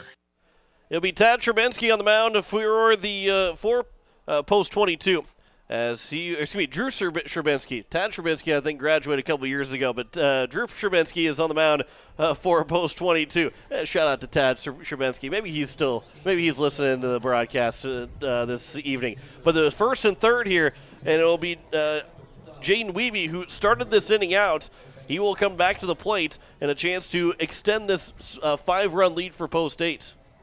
Yeah, and with Sherbensky again, one of those family names. I think he's at least the second Sherbensky, maybe not the third, that I can remember has come through this Post 22 program, and all have been pitchers, all have been really good, and typically have worked in relief. And when he toed the rubber as we were on break, I just looked over at John and I said, what you're going to see out of Sherbensky is a lot of velocity, a lot of fastballs. Got a very, very overpowering fastball, and he'll mix in some off-speed stuff here and there, but he's going to live and die with that fastball. So if you're Post 8, what you want to do right now is just sit dead red and see if you can just put a barrel on one. And actually what Post 8 has done just to put this 5 spot on the board is just kind of poke some balls through the infield out into right field. Haven't tried to do too much, and so far they've been successful, and that's what's got them this 5 spot here in the bottom of the third. As they check over at Pollock at first base. See if maybe he takes off at some point in this at-bat with Jaden Wiebe to the plate with 2 outs and a 7-2 lead here for Pierre. First pitch to Wiebe, swings and misses at a fastball he couldn't catch up to. And the shadows are nearly across the entire way, but that spot, the release point of the pitcher for Sherbensky, is still in the sun. So that makes it a little bit difficult for those hitters to really see that ball well coming out of the hands of Sherbensky. Here's the 0-1 pitch. That one will come inside and is now 1-1. Took a little something off that one. I mean, that probably was his changeup. Didn't have the velocity of that first pitch that was up in the zone that Wiebe couldn't get around on. Here's now the 1-1 pitch to Jaden Wiebe. Runner takes off, pitch in the dirt, and Pollock will easily get there to second base without a throw, and is now second and third with a 2-1 count. And a base hit could really open things up to a 7-run lead for Post 8. And again, you don't have to do too much. I mean, if you can turn around one of those Sherbensky fastballs, just let the pitcher do the work. Just put the barrel of the bat on the ball and try to go the other way with it. And the Post 8's done that a couple of times so far this inning. Here's the 2-1 pitch. Comes inside, and it's now 3-1. Sullivan playing very far out in the gap on the left side in left field, knowing that it's going to be tough to try and turn around a Sherbensky fastball or to just get ahead of anything that he throws. But a 3-1 count, this would be the time to sit on a fastball and potentially could rope one down the line in third base, and which would easily score both runs and potentially put Wiebe at second or even third base. Sherbetsky will peer in for the sign. Here comes now the 3-1 pitch to Jaden Wiebe. It comes in the inside corner and is taken for strike 2. And here comes a big pitch. Sherbetsky trying to retire the only man that he faces. But if he doesn't, he'll have to deal with the top of the order next. Here's the 3-2 pitch. That one comes inside, and it's a 2-out walk, and the bases are now loaded. And it's back to the top of the order for Lincoln Keenels, who drew a walk in his plate appearance in this inning. They can really put things up for Post State. Yeah, and again, this is, if you're Post 22, this is a really big at bat. I mean, you hate to say a really big at bat in the bottom of the third inning, but you really want to try to keep contact. I mean, it's already stretched out to a 7-2 lead for Post State. As Lincoln Keenels will sky this one out to center field, but leading up to it is going to be Jensen to make the catch, and that will retire the side here in the bottom of the third inning. That could have been a big inning it was a big inning for Post State, and just about nearly was a bigger inning for the Eights. 5-run score in the inning, and Post State now leads at 7-2 over Post 22 as we head to the top of the fourth. You're listening to Post State Baseball on today's KCCR and today's KCCR.com. When something just isn't right, it's natural to talk about it. If you had a toothache, you'd tell someone. If you found out you had diabetes, you'd learn to take care of it. But when you're feeling stressed, sad, or worried, you're less likely to tell someone. Why do we treat physical and mental health so differently? There is no difference. We all need someone to talk to, and there's nothing shameful about wanting to be healthy for you. When you just need someone to talk to, contact Rising Hope Counseling at 494-1500 or risinghope605.com. Rising Hope Counseling, offering hope, healing, and change. Rising Hope Counseling, because if you have hope, you have everything. Hey, it's Julia from Milwaukee Federal Credit Union, letting you know that our recreational special is back again, with terms up to 10 years, no payments for 90 days, and rates as low as 2.4% APR. Apply online or stop in at 221 East Pleasant Drive in Pierre and let Jameson or I get you started. People helping people. Hawaii Federal Credit Union. It is the top of the fourth inning. A long break for Elliott Life as he's not in the lineup, so he did not get a chance to swing the bat and keep himself loose. He did warm up in the bullpen a little bit, or went to the right field bullpen and threw to keep himself loose, as it'll be 7, 8, and 9. Hayden Holick, Dylan Marsh, and Jed Jansen to lead off as the first pitch is over for strike one on a swing and a miss by Holick, who reached on a fielder's choice in his first trip to the plate. Was stranded at second. That was back in the top of the second. 0-1 pitch. Off-speed pitch that misses upstairs and is now 1-1. Elliott Life just threw pitch number 71 on the night. So what you'd like to see him do is certainly get through this fourth inning, potentially throw a fifth inning, and then kind of see where he is pitch count wise before Post State has to go back into the bullpen. Here is now the 1-2 pitch. That one will bounce well in front of the plate, gets to the backstop, and is now 2-2. It was one of those patented curveballs that broke a little too early. When Vladimir Guerrero would like that pitch, he would probably swing at it, but not anybody else. Here's a 2-2 pitch. Upstairs is now 3-2. Although we'll say one of my best buddies, Spencer Sander, he actually was here a couple weeks ago. He ended up getting a base hit off a pitch that bounced. Oh, really? Yeah. He got to first base. As there's a swing and a miss. There's another strikeout for Elliott Life, the second one in a row dating back to last inning of Hayden Holick, and there's one down here in the top of the fourth that'll bring up Dylan Marsh. First base, he said he got to first base, and first baseman goes, "Did you just hit that pitch off the ground?" His response was, "I don't know, but I got a base hit."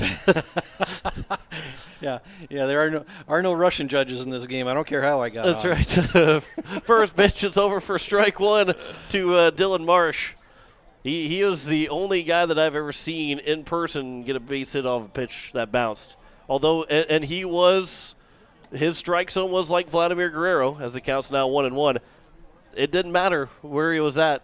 He liked every pitch. He wanted to swing at every pitch if he could. Here's a 1-1 pitch. It's now 2-1. He also hit about 600 his senior year of high school, so can't really blame him too much for wanting to swing at every pitch. Yeah, when you have that kind of talent, the strike zone gets awful wide and awful tall. 2-1 pitch. That one misses, and it's now 3-1. Well, of course, when you're swinging at beach balls, everything looks like it's hitting the zone anyway. That's what I don't know if he ever saw a pitch that didn't look like a beach ball. Here's a 3-1 pitch. That one is at the letters and is now 3-2. Yeah, sometimes you just get in those zones, especially as a hitter, where everything that comes up, you just know you're going to hit it before you even step in the box. That one is taken for strike 3, and now the third strikeout in a row. Back to last inning for Elliott Life. And there's 2 away here in the top of the 4th inning, as that is strikeout number 7 for Life. And then you can counter that with the times when it looks like it is a little white dot, and there is absolutely no way that as a hitter you're ever going to be able to put a bat on that thing. The first pitch is taken for strike 1 to Jensen. Who was it? Was it Mickey Mantle that said sometimes when you're in a slump, the entire field looks like a glove? Counts now 0-2. I'd not heard that one, but that's good. I can't remember if it was Mantle or who it was that said it. Here's the 0-2 pitch. Swing and a miss, and Elliott Life will strike out the side in order. 4 straight retired by strikeouts for Life, and that retires it here at the top of the 4th. A 7-2 lead for Pierre over Rapid City Post 22. You're listening to Post 8 Baseball here on today's KCCR and today's KCCR.com. Pierre Sports Center is your local Ranger Boat and Mercury Outboard dealer. They're a must-see for your Ranger boat needs. See their selection of Mercury outboard motors for more power. Pierre Sports Center can help you with financing and other boating needs. Need service for your boat or trailer to keep you going? Pierre Sports Center is your one-stop shop. Pierre Sports Center, Ranger Boats, and Mercury Outboard. A combination that can't be beat. Pierre Sports Center, 1440 North Garfield Avenue in Pierre. Or give them a call, 224-5546. When you want the best prices and best selection, go to Wegner Auto in Pierre. The certified sales staff at Wegner Auto will provide you service after the sale and how to get easy financing. Check out their website, WegnerAuto.com, or stop in. They have the best prices and won't be undersold. Wegner Auto has the region's largest selection with over 280 new and quality pre-owned vehicles. GM certified pre-owned vehicles give you peace of mind with their 12-month or 12,000-mile bumper-to-bumper warranty and 5-year or 100,000-mile powertrain warranty. Log on to WegnerAuto.com or stop by Wegner Auto in Pierre, South Dakota's oldest auto dealer since 1907. As we welcome you back here, bottom of the 4th inning, it is a 7-2 lead for Pierre. 5 runs in that bottom of the 3rd inning as they have opened it up to that 5-run lead. And it will be 2, 3, and 4. Cade Hinkle, Andy Gordon, McGuire, Rasky. It was 2 RBIs from Gordon and Rasky in that last inning that exploded Post State for those 5 runs to make it 7-2. First pitch to Hinkle misses for ball 1. Hinkle hit 259 this year for Rochester Technical Community College, 472 on base, 37 walks for Hinkle. I mean, so we talked about his ability to get on base, not just via the base hit, but base hit by pitch. I mean, he just really has a good eye, good knowledge of the strike zone. Here comes the 1-1 pitch from Sherpensky to Hinkle. That one is taken for strike 2, and it's now 1-2. Hinkle has an ability, too, after watching him for a couple of years. He can get in a hole like this at 1-2 and just have an ability to work that count and just grind in at bat. Here's the 1-2 pitch. That one misses, and it's now 2-2. He's, a lot of guys, the strike zone expands a little bit, but because he has such a great awareness of the strike zone, he doesn't expand it and can take those real close pitches and take it for a ball. Not because he doesn't want to swing, but because he knows it's going to be a ball. That one's lined to left field, but Sullivan had him played perfectly, nearly didn't have him played perfectly. Will make the catch to retire the leadoff man here in the bottom of the 4th inning. Yeah, and ball's really not carrying today. Like I said, 77 degrees at first pitch, little over an hour and 17 minutes ago. And if you look at the flag out in center field, it is not moving an inch. And so ball's just really not carrying tonight. And that's a case where little wind, and I think Hinkle might have gotten that ball up over top of Sullivan's head. First pitch to Andy Gordon's taken for ball 1. Just wait until it gets 95, 97 degrees. Then that ball will start carrying everywhere. The 1-0 pitch is taken for a strike. That went off the glove of Klosterman, and it might have jammed his thumb up as well. He didn't catch it cleanly, and it quickly took the catcher's mid-off. Coach Torvey coming out to take a look at him, the trainer coming out to take a look at him, and you know, that's one of those deals where if you're a catcher and heard a old time catcher say, if you don't get to the middle or 2/3 of the way through a major league season and you don't have multiple bruises on your body just from foul tips and balls bouncing any which way, that's a tough position, and so I mean you really got to be dedicated and you got to be a real blue collar kind of player to put the gear on day in and day out.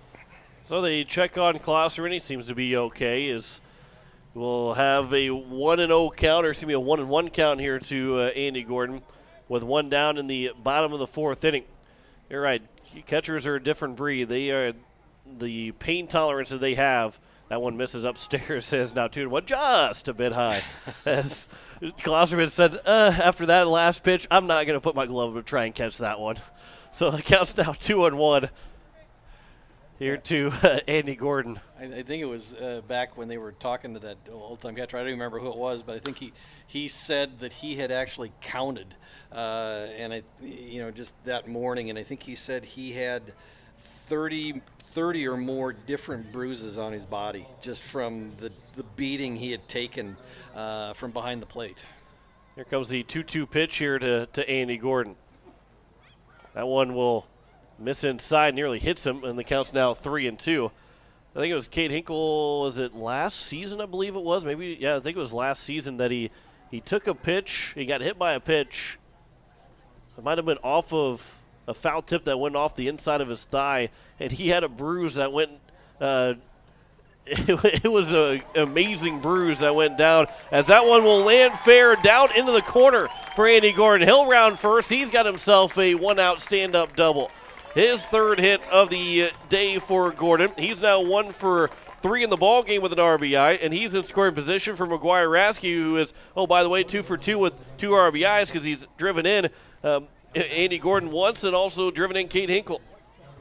Yeah, and has 3rd time tonight, has a runner in scoring position, so base hit here could make him a perfect 3 for 3 with 3 RBIs. So now here is Sherbensky to face McGuire Rasky. A base hit would give Post State that 6-run lead. That one's taken outside for ball 1. That is barring a base hit that potentially could be caught and that Gordon has to hold up a little bit. A base hit through the hole somewhere could score him. They got Rasky over to pull. Second baseman in Marsh is in the outfield grass, just a couple steps in the outfield grass. The second baseman, Holick, right behind the bag, and a big hole on the left side for McGuire Rasky as that one is taken in. It's now 1-1. I believe Rasky got a base hit through the left side of his first at-bat. Am I right about that? Yes, you are correct. Yeah, so interesting that they're playing him to pull the ball, especially with the way that Sherbensky throws. Here's the 1-1 pitch. That one will bounce in the plate. Gordon will take off. The throw will get into left field. Gordon will hold up at third base, and that was a great job by Sullivan to back that up and to keep Gordon over at third. As otherwise, Gordon was off for home. He was going to score without a play. He probably was out at third base, but the throw was offline from Klosterman. So now he's in third and a base hit. Now will score Andy Gordon. Post 22 brings the infield all the way into the grass, and so they went from the big shift to being on the infield grass. So big change in the defensive alignment just with that move of the runner from second to third. The count's now 3-1 here to McGuire Rasky. So Gordon will lead away from third base. Here's the 3-1 pitch, and Rasky will fire it off and foul it away. Out of play, and it's now 3-2. Got someone else warming up over there. Boy, my eyes are starting to go here with the sun going down. Couldn't tell you what number that was at all. I see number 30. I don't see number 30 on their roster, though, unfortunately. Well, that's a good thing. Here's the 3-2 pitch as Rasky will pop that one foul by Mr. number 30 over there. That one will get out of play. And we'll do it again at 3-2. We do have their lineup here. Just a second. Let me. I believe our stats department's got Brian Atkinson. Our stats department brought the KCC, our research department on the snide again. He had it hold up right for you, but you were looking at him. You were doing it yourself. Here's a 3-2 pitch again. That one's upstairs, and Rasky will draw a walk, and there is first and third here with one down. It's like you might be related to him, and you don't really want to give him the credit that he deserves. Well, we're thinking we were both looking for the post 22 lineup, just in different forms. He had the hard copy. I was looking at the picture I'd taken of it earlier in the game on my phone, and we both came to the same realization at the same time. The disappointment in Blake when you said it, and he didn't get. But we did give him some credit, so he is much happier now. Blake Dean, the head of the KCCR analytics department. And here is Bennett Dean as he bats here at first and third with one down. First pitch swings and misses, and it's 0-1. The last of the Dean household that come through the post-date system. But he still technically has another year if he wants to come back and play next summer. Yeah, he has a birth date after the cutoff date, so he's able to come back. I think there are... As the runner will go, and a fake throw over to second to see if Gordon would try and come home from third, but it's now second and third with an 0-2 count here for Dean. A base hit could drive in 2 runs.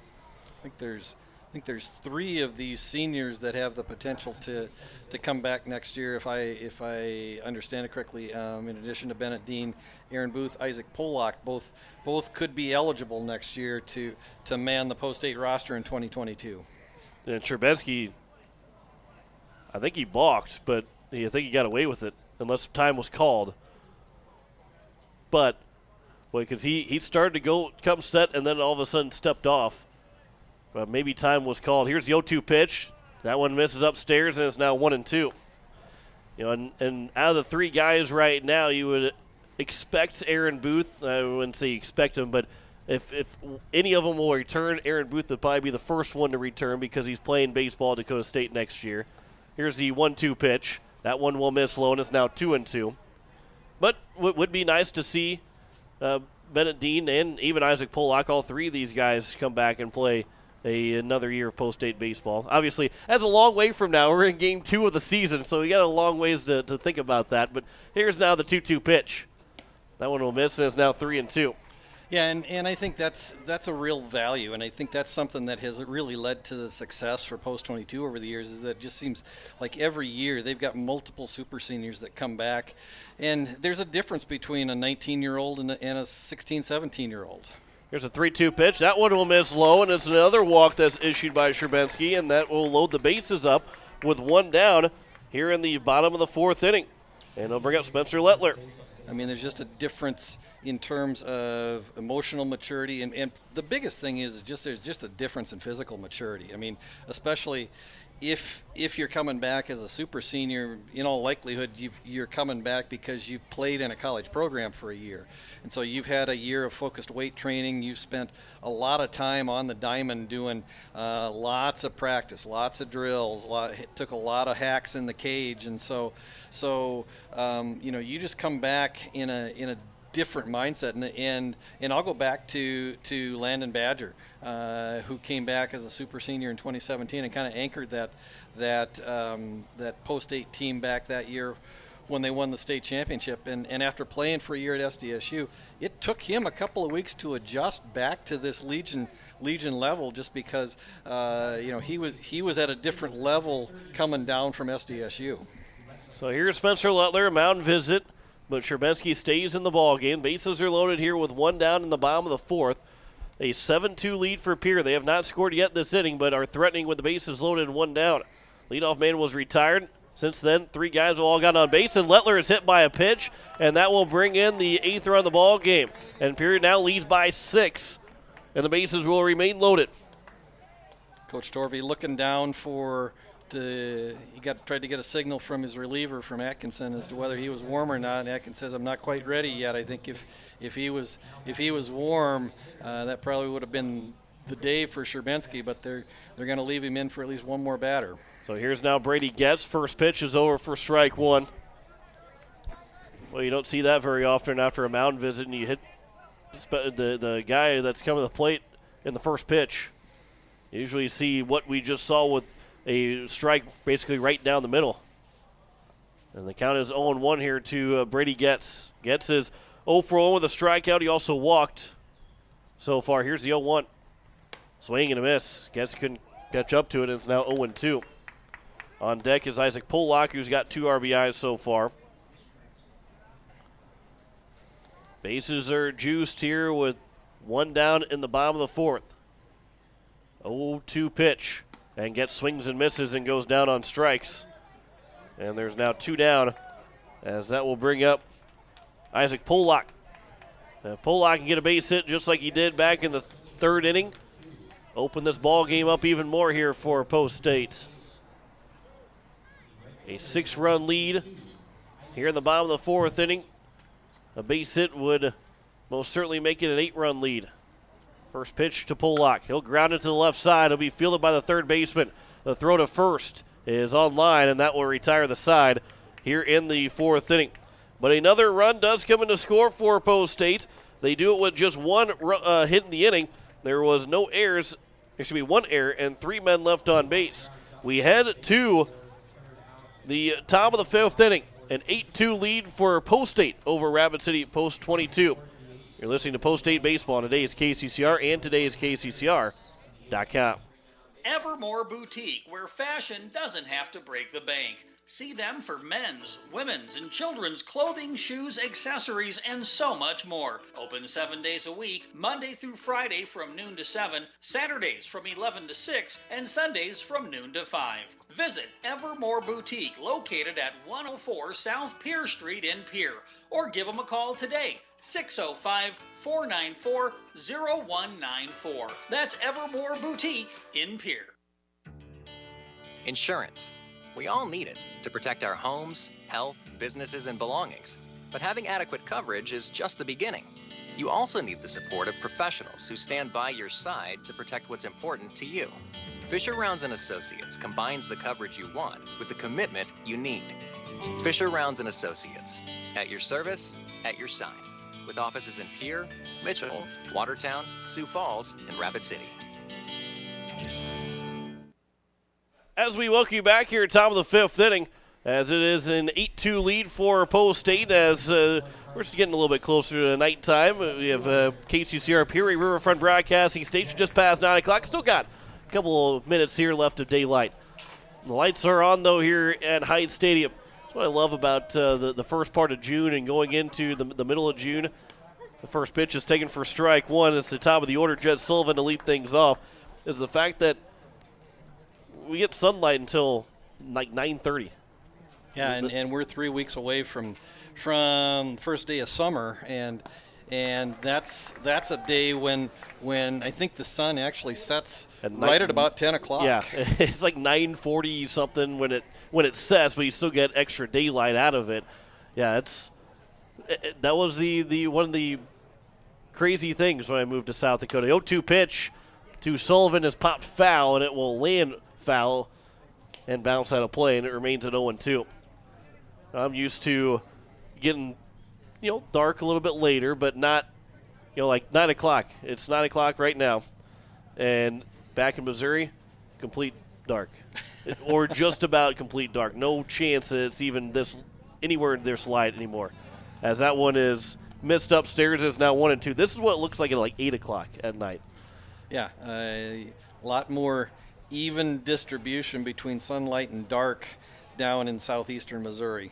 Here's the 1-2 pitch. There's a ground ball fielded by Gordon. Got up from the knee. The throw to first is going to be in time to retire Sullivan, the leadoff man, here in the top of the 5th. He does run well. He got down the line pretty quick, and a good throw from Gordon retires the leadoff man. Yeah, Gordon fielded and threw that ball like the former catcher that he is. Actually catcher that he was earlier this spring, but just went, like you said, went down to a knee, came up quickly.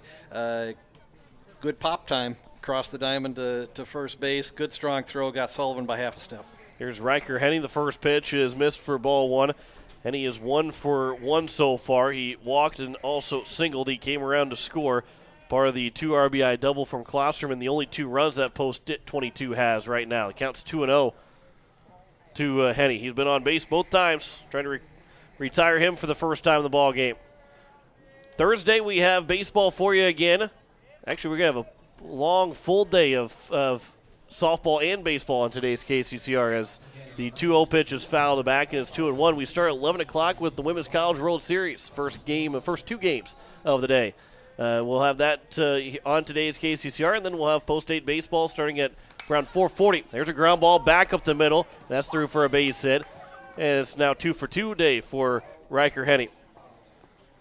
Yeah, with one out here in the top of the fifth, Elliott Life now at 90 pitches on the day, and so he's got 15 left to work with. You'd really like to see him get through this fifth inning, and then we'll see what Coach Brian White and Nathan Nas want to do. Do they go to a bridge? We saw Lincoln Keenholz starting to loosen up in the bullpen last half inning, so we'll see if they look for a bridge before they maybe get to Keenholz in the closing slot, or whether they give him a full 2 innings to work out there on the mound to try to shut this thing down.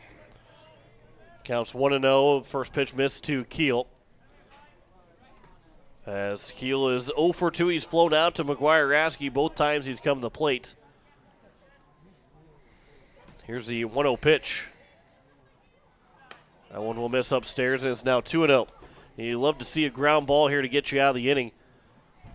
And as quickly as you can get out of this inning, maybe you throw back out there depending on the pitch count. Maybe you get the chance to work in the 6th inning. 2-0 pitch. That one misses upstairs, and it's now 3-0. But you got to make quick work of it really fast here. Especially if you get to 100 pitches, there's no real reason to go back out in the 6th. But here for Elliott Life, you got to throw strikes. Here's a 3-0 pitch to Keel. That one misses upstairs, and it's a 4-pitch walk, and it's now 1st and 2nd with 1 down, and that'll bring up 4 and 5, Goebel and Klosterman. Yeah, no action in the bullpen right now, so the likelihood that if they're when the bullpen gets activated, it's likely going to be a position player. Although I do see Matt Hansen going down to start to get warm, and we'll see if that's him actually as a bullpen going down to be a reliever, or whether he comes in as a position player. Lincoln Keenholz was warming up in the bullpen earlier, so we could see, although the mask is on for man that's catching him, that I've already lost who number 5 is for, who was number 5 for post 8. But Lincoln Keenholz was warming up, and if anybody would come in the shortstop, you would probably see Matt Hansen go to that shortstop spot for Keenholz. So, yeah, we could see him warm up and go into pitch, or depending on how we see it, we might see we'll see maybe Keenholz or Matt Hansen on the mound. Here's the 1-0 pitch to Goebel. That one misses, and it's now 2-0. It's Jack Merkwan is the bullpen catcher for post 8. That's right. We're number 5, but with the catcher's mask on, it's hard to tell those guys apart sometime with the mask on. Here's the 2-0 pitch, and it's now 2-1. Again, Life's pitch count now up to 96 pitches on the day. Here's the 2-1 pitch. Upstairs, and it's now 3-1. This very well could be Elliott Life's last batter. Here's the 3-1 pitch. That one's fouled back, and it's now 3-2 as Mr. Hansen did not make the play. Ball came off of the wire screen on top of the canopy, bounced right to John Hansen, and unfortunately John could not make the play, and we'll go green shirt on the scoring play. As that one will be upstairs, and it's a 1-out walk, and the bases are now loaded, as that will most likely do it for Elliott Life on the evening. And we'll see if Matt Hansen will come in the game to pitch, or if it'll be Lincoln Keenholz and Hansen will go over and play short. But as Coach White comes out, he will make the change. We'll step aside for a minute, come back, and tell you what the changes are. Post 8 still leads it 8-2 over Rapid City Post 22, as Elliott Life gets a good round of applause from the Pierre faithful. Back in a minute, you're listening to Post 8 Baseball on today's KCCR and today's KCCR.com. Bank West Insurance has the expertise and resources to deliver personalized service and customized solutions. As an independent agency, we shop dozens of companies to get you the best coverage at the best price. As your trusted choice for insurance coverage, we promise to go the extra mile so you can rest assured your loved ones and your assets are protected. Contact your local agent to put Bank West Insurance to work for you. Not a deposit, not FDIC insured, not insured by any federal agency, not guaranteed by any bank, may go down in value, equal opportunity provider. At Black Hills Federal Credit Union, our top priority is providing value to our members. Since 1941, we have helped our neighbors buy homes and vehicles, finance their farms and ranches, insure their assets, and retire comfortably. From Custer to Sioux Falls, we live and work in our communities, and we treat our members like family. Visit bhfcu.com to learn more about how you can join. BHFCU is member-owned, not-for-profit, and federally insured by NCUA. As we welcome you back, it is Matt Hansen on the mound for Post State as he will deal with the bases loaded and one down. As he comes in, he pitched 7 1/3 innings over the high school season. Went 1-0 as for his record, had just one start. He appeared in 5 games, so this would be his 6th appearance of 2021. His ERA is 5.72, a whip of 1.77, but he will deal with 5 and 6. The first 2 hitters to face with the bases loaded, 1 out against one of the most dangerous teams in South Dakota, especially in the history of South Dakota in Post 22. There's a big spot here for the junior. But Coach Brian White putting faith in Matt Hansen and trying to get at least this inning through and maybe go with Keenels, or maybe he's saying we'll go with Hansen. If things get out of hand a little bit, we'll go to Keenels to try and shut the door. But Hansen gets the task against Dalton Klosterman, who's got the only 2 RBIs so far for Post 22. Post State has the corners in on the grass. Gordon and Dean in at the corners. Middle infield back playing for the double play ball. First pitch is outside for ball 1 to Klosterman. He is 1 for 1. He walked and then had the 2 RBI double that nearly wasn't. Polak made a diving grab, but he couldn't hang on to it and allowed both those runs to score. Here's the 1-0 pitch. That one's outside, and it's now 2-0. 2 walks and a hit so far in the inning. They got the bases loaded.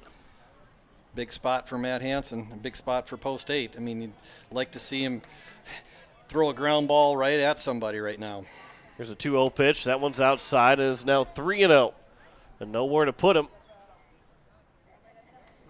A walk is as good as a hit for Post 22, especially with the bases loaded. Be an RBI for Klosterman. On deck is Luke Jegeris, who is 0 for 2 with 2 strikeouts. Here's the 3-0 pitch. That one will miss, and it's a 4-pitch walk. That will make it now 8-3. And that'll bring in Jegeris to the plate. The DH. So the tying run still not to the plate. A 5-run lead here for Post 22. And that tying run has moved to the on-deck circle. So any ground ball, and now Dean playing back behind the runner at first base. Any ground ball to Gordon is coming home. We'll see what happens on any ball that's hit through. Weeby playing kind of medium depth at second base. Keenhol's back at his kind of normal depth back at shortstop. First pitch will miss to Jegeris. Again, he's 0 for 2 with 2 strikeouts. Here's the 1-0 pitch. That 1-0 miss, and it's 6 straight misses here for Hansen. As the count is now 2-0. And Coach Brian White will make his way out to try and calm things down here for Hansen. Bases are loaded here with 1 down in the top of the 5th inning. An 8-3 lead here for Pierre. As Coach White, and I think a good amount of his here, a 2-0 count. Try and settle him down, trying to get at least a strike thrown. Because once you get that first strike, sometimes that really settles in a pitcher and he can start throwing strikes. But it's tough to be a pitcher, and it's tough to get that first strike over the plate. Yeah, and that's a tough deal. I mean, you sometimes, especially coming in cold. I mean, in 7 1/3 innings during the spring season, he hasn't had a whole lot of work, and so this is a big spot, especially coming in against 22 with the bases loaded and just one out here in the top of the fifth. So now here is the 2-0 pitch. That one will bounce in. It is now 3-0. And Hansen's got to throw a strike, otherwise it'll go 8-4. Pierre does have that wiggle room up by 5 right now, but post 22 giving them some life. They'll take advantage of it here. Here's the 3-0 pitch. That one is over for a strike. And there's that first strike, and see if now Hansen can replicate it or get Jaggeris to ground into an inning double play. Going to go back to the windup here. Here's the 3-1 pitch. Swing and a miss, and it's now 3-2. And here comes a big pitch from Matt Hansen to Jaggeris. See if Matt can climb the ladder here coming out of a 3-0 hole. Here's the 3-2 payoff pitch. There's a chopper up the middle. Keenels will make the step on second to throw to first, and inning double play for Matt Hansen. Got out of it, and Post State leads at 8-3 as we head to the bottom of the 5th inning. You're listening to Post State Baseball on today's KCCR and today's KCCR.com. Home Care Services is a private agency committed to providing expert advice and specialized care to those who want to remain living independently at home. Home Care Service has a team of nurses, caregivers, and administrative staff that offers a full range of in-home support services to our area. For more information about Home Care Services, call 224-2273. Expert advice, professional care. Home Care Services, 224-2273. Building a home. It's the biggest investment most of us make in a lifetime. Not to mention, it's a decision that, well, you pretty much live with day and night. The quality of the workmanship stares back at you like a reflection. It also affects the value of your investment. Choosing the right contractor is critical. Kruger Contracting is that contractor. Call 222-2523. Quality workmanship and materials completed on time. Kruger Contracting.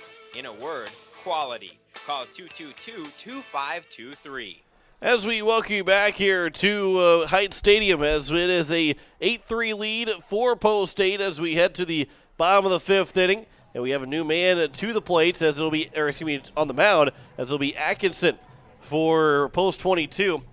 As he might be making his season debut Brian Atkinson has thrown 4 innings so far.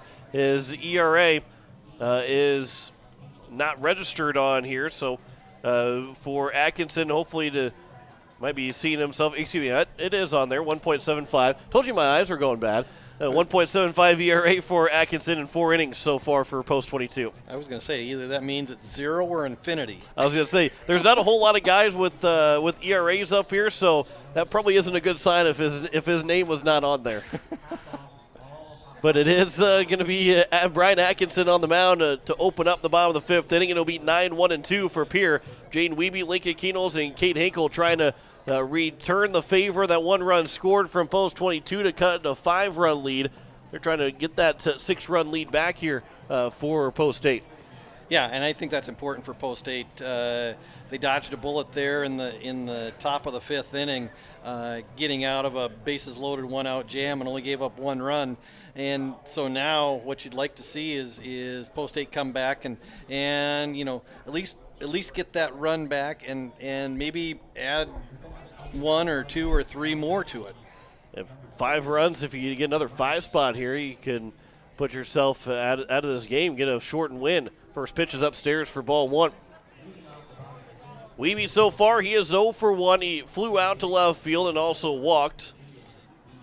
That all came back in the 3rd inning. He hasn't hit. This is the first time he's hit in an inning other than 3rd, as he'll foul that one back and is now 1-1. Wiebe hit .254 in the spring season, .333 on base percentage, 5 doubles, 1 triple, 15 RBIs. biggest double of the year, that 2-out, 2-run double in the bottom of the sixth that turned out to be the game winner against Brookings. There's a ground ball up the middle, a backhand play, and that one's thrown wide, and it will go into the dugout. I believe it does go to the dugout, bounced off of the catcher Klosterman, and he couldn't make the play, so Wiebe will end up taking second base on the throwing error from the second baseman in Marsh. And the leadoff man is in scoring position with nobody out. Second error of the day for Marsh, second error of the game, I should say, not the day, but second error of the game.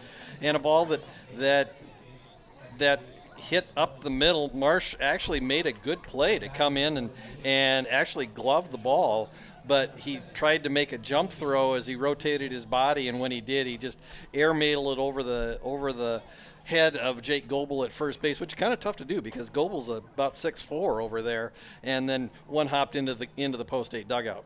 First pitch to Lincoln Keenholz. They'll fly that one out towards right center field. Moving over will be the right fielder, make the catch, and Keel, a throw coming in, but taking third base will be Wiebe on the.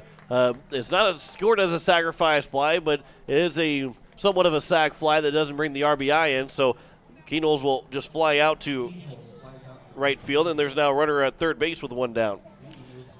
Yeah, and like I said, even though it officially goes down as just a fly out, it's a productive out. We've used that term, just an out that in the scorebook looks like a regular fly ball to right field, but moves Wiebe over 90 feet, and now Post 22 has the infield all the way in on the grass, and it's not going to make a difference. As the pitch got away from Klosterman, or got away from Atkinson, and Klosterman couldn't grab it, and it hit the bricks and bounced all the way up the first base line. And in to score safely is Wiebe without a play.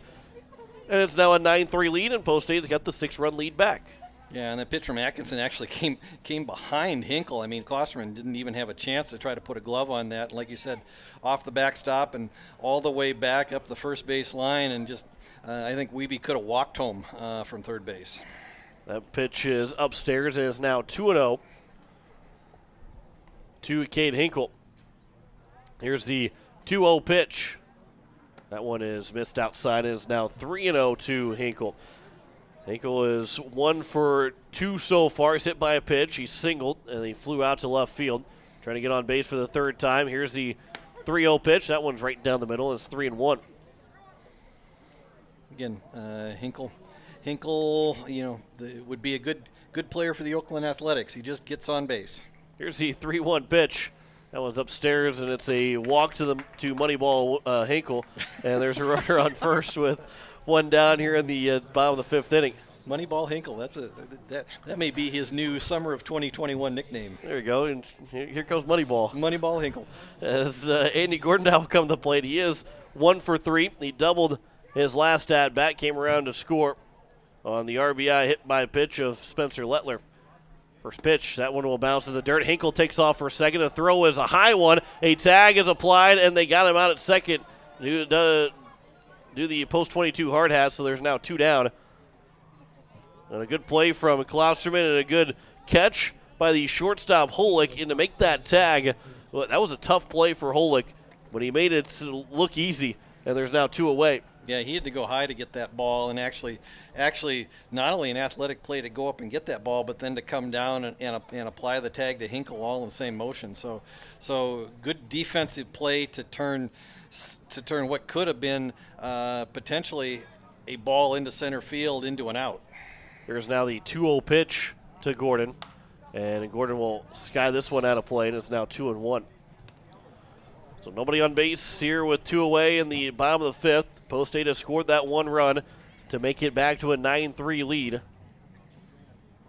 Here comes now the 2-1 pitch. That one Gordon went down to go get, but he fouls it away, and it's now 2-2. I'll make sure my car doesn't get it over there. Starting to get a little bit closer. We got double barrel action in the bullpen out in right field for Post 8. Both Matt Hansen and Lincoln Keenholz getting warm. I think Hansen just trying to to finish getting warm. I'm not sure he really had an opportunity to get fully warm before he came in, and may have been why he struggled a little bit in those first two batters that he faced. And then Lincoln Keenholz coming and getting ready. He would likely come in to finish this game off, even if it wasn't necessarily a close and save situation. Gordon will poke at it with a 3-2 count and lines it over to first baseman Goebel to make the catch, and that will end the inning. 1 run scores on no hits, 1 error, and no one left on base. We have played 5 innings. It is a 9-3 lead here for Post State. Back in a minute. You're listening to Post State Baseball on today's KCCR and today's KCCR.com.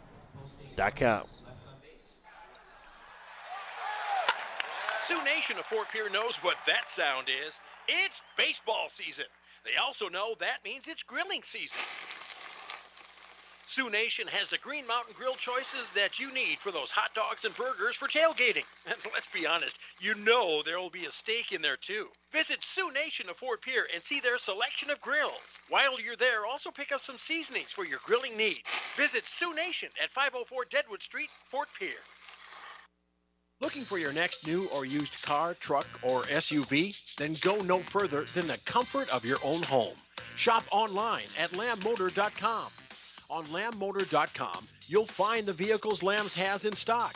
You can schedule a test drive or your vehicle's next tune-up, all online. New or used, shop for it all online, anywhere you are. Lamb Motor has the right vehicle for you. Lamb Motor in Oneida and online, lambmotor.com.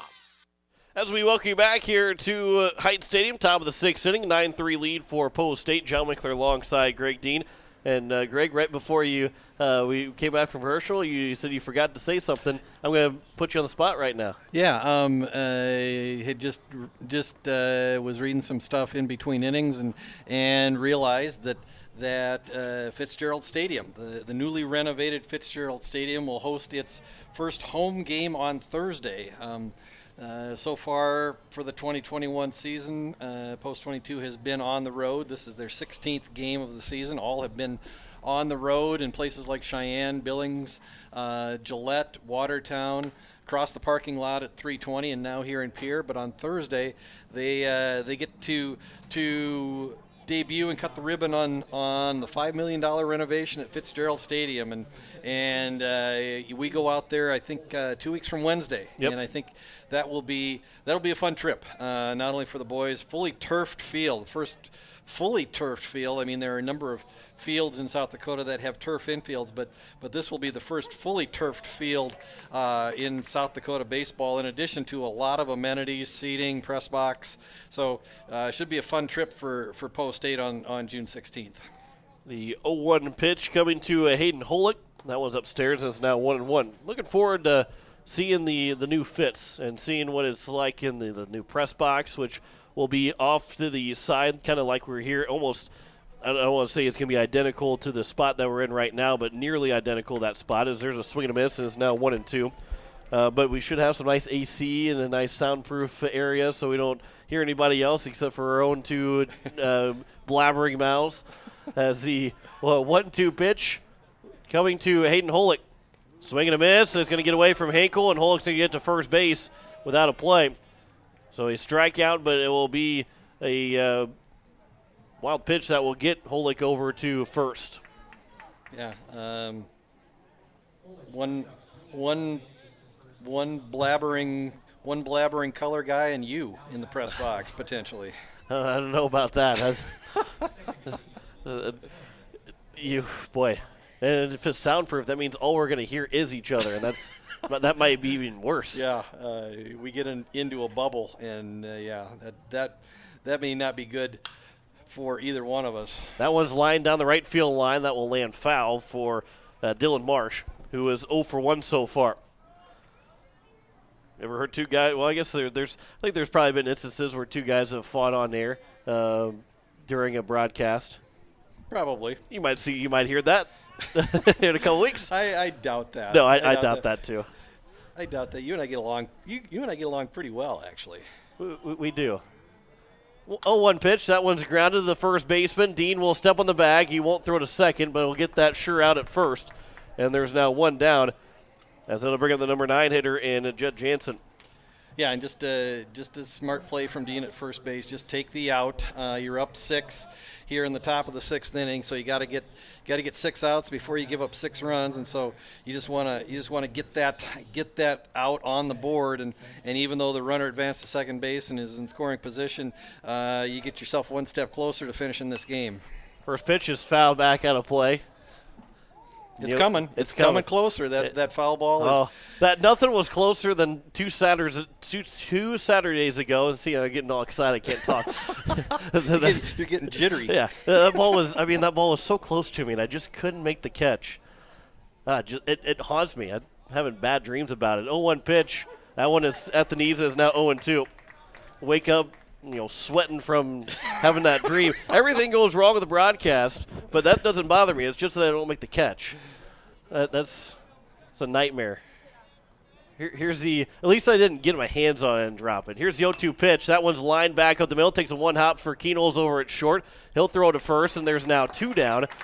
As over to third base will be Holick to bring up the top of the order, and Jet Sullivan. Yeah, and I think we were just talking about, right before that foul ball came your way, we were talking about what's your favorite baseball memory, and I literally no more than got the words out of my mouth, and that ball comes and literally lands 2 feet away from John's hands. And he could have been his absolute best baseball memory right there. The first pitch to Sullivan, that's lined into center field for a base hit. A run will come in to score, and it's now 9-4. Here with 2 outs in the top of the 6th inning on the RBI single from Sullivan. That was in stride, too. Talking about a favorite memory, and that one is popped foul. This might be my favorite memory. And I put my hands out, and I love that you can go back to the stream and see my hands come out the window and the ball drop. And it looks a lot closer than probably what it actually was, but it looked like it was right near my hands. There's a ground ball left side. That's through for a base hit. As now first and second for Branson Keel as Riker Henny continues his good day. He's now 3 for 3 in the ball game. Been on base all 4 times. And that'll bring up Keel, who is trying to get his first hit of this ball game. And even though you don't like to see Post 22 put runners on base, you'd rather see Post 8 go through the top of this order here in the 6th rather than in the 7th. There's just something about having to work through the top of the opposition batting order, trying to get those last 3 outs, and sometimes those can be really tough when you're in a tight game. And so right now with 2 outs, Post 8 just has to find a way to get that 3rd out and get out of this inning, having only given up 1 run here in the 6th. First pitch from Hansen to Keel is taken high for ball 1. Keel is 0 for 2. He flew out to center field twice, and he drew a walk. He was stranded at third base. That was last inning. Here's the 1-0 pitch from Hansen to Keel. Long pause, look over at second. Now the pitch is over for strike 1. It was Sullivan who's on second base. He was walking back to second, thinking that maybe that time had been called. Although with the 2 outs in the inning, don't really have to worry about trying to get a double play, but if there had been less than 2 outs and he grounded it to the shortstop anywhere, that would have been an easy play. And now Keel will be hit by a pitch, and the bases are loaded for Jake Goebel. So again, the tying run is not to the plate, but the tying run is now on deck again. And you kind of got to wonder, Matt Hansen's come through and just battled. So far has tiptoed around danger, but you got to wonder if Goebel gets on, if maybe Brian White goes to Keenholz here with 2 outs in the 6th and looks for a 4 out close, 4 out. It wouldn't be a save situation, but it would be looking to Keenholz to close this game out. First pitch was missed to Goebel. The base is loaded here and 2 away. 1-0 pitch. That one's fouled back to the net again. It's now 1-1. So the first 2 guys, they weren't necessarily retired. The first guy was a strikeout that ended up getting away from Hinkle on a wild pitch. And then back-to-back ground outs. And then back-to-back singles before hit by a pitch. We had the bases loaded here and 2 away. 1-1 pitch. That one misses outside. It's now 2-1. Last time that Goebel was up to the plate with the bases loaded, it was a grand slam. It was a walk-off grand slam. Just last game against Renner. I won him that first game of this doubleheader that they're playing. Here's the 2-1 pitch. Comes inside, and it's now 3-1. And this is a big hitter's count for Goebel. And you can't give him anything good to hit, but you don't want to walk him to bring in another run. You want to at least have him put the ball in play. But this is could be a dangerous pitch here. 3-1 pitch from Hansen to Goebel. They'll swing and line it to center field. That one's going to get down for a base hit. 2 runs are going to come in to score. Taking third base will be Keel. And it's now first and third, and it's a 9-6 ball game, and the tying run will come to the plate here in the top of the 6th inning. And here comes Brian White out of the dugout, and I suspect that this will be a pitching change, and the beauty of having Matt Hansen out on the mound is that he likely moves, if indeed this is a pitching change, he likely moves into that shortstop position, assuming that Keenholz takes the mound. It looks like that's probably going to be the switch. Keenholz taking the tape off of his wrist. He's going to be coming on to pitch. Hansen will go to short, but we'll tell you about that here after this break. 9-6 lead here for Post 8 in the top of the 6th inning over Post 22. You're listening to Post 8 Baseball on today's KCCR and today's KCCR.com. This is the life. Sitting here, sipping lemonade, basking in the warm sun, and admiring the beauty and the solitude of my very own landscaped backyard. You know, I wasn't sure, but I was so glad when I made the call to Andy at Dakota Sprinkler and Landscaping to finally have the work done. Calling Dakota Sprinkler and Landscaping was probably one of the best and the easiest decisions I've ever made. Dakota Sprinkler and Landscaping, 280-4440. That's 280-4440. Nystrom Electrical Contracting in Pierre has been providing professional sales, service, and installation since 1977. Whether you're starting from scratch, new construction, or you're upgrading your current system at your home, farm, or office, give the professionals at Nystrom Electrical Contracting a call. They've got a lot of bright ideas. Call Nystrom today to schedule a free computer-generated estimate. The number is 224-8750, or visit their website at nystromelectric.com. Lincoln Keenholz is on the mound here for Post 8 with 2 away in first and third. It'll be Dylan Klosterman, the first man to come to the plate against Keenholz as he's trying to shut the door here at the top of the 6th inning. Keenholz through 19 innings in the spring season, went 2-0 with 2 saves.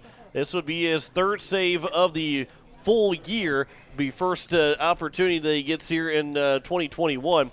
Also gave up 5 runs, 3 of those earned, and a 1.1 ERA and a 1.2 WHIP.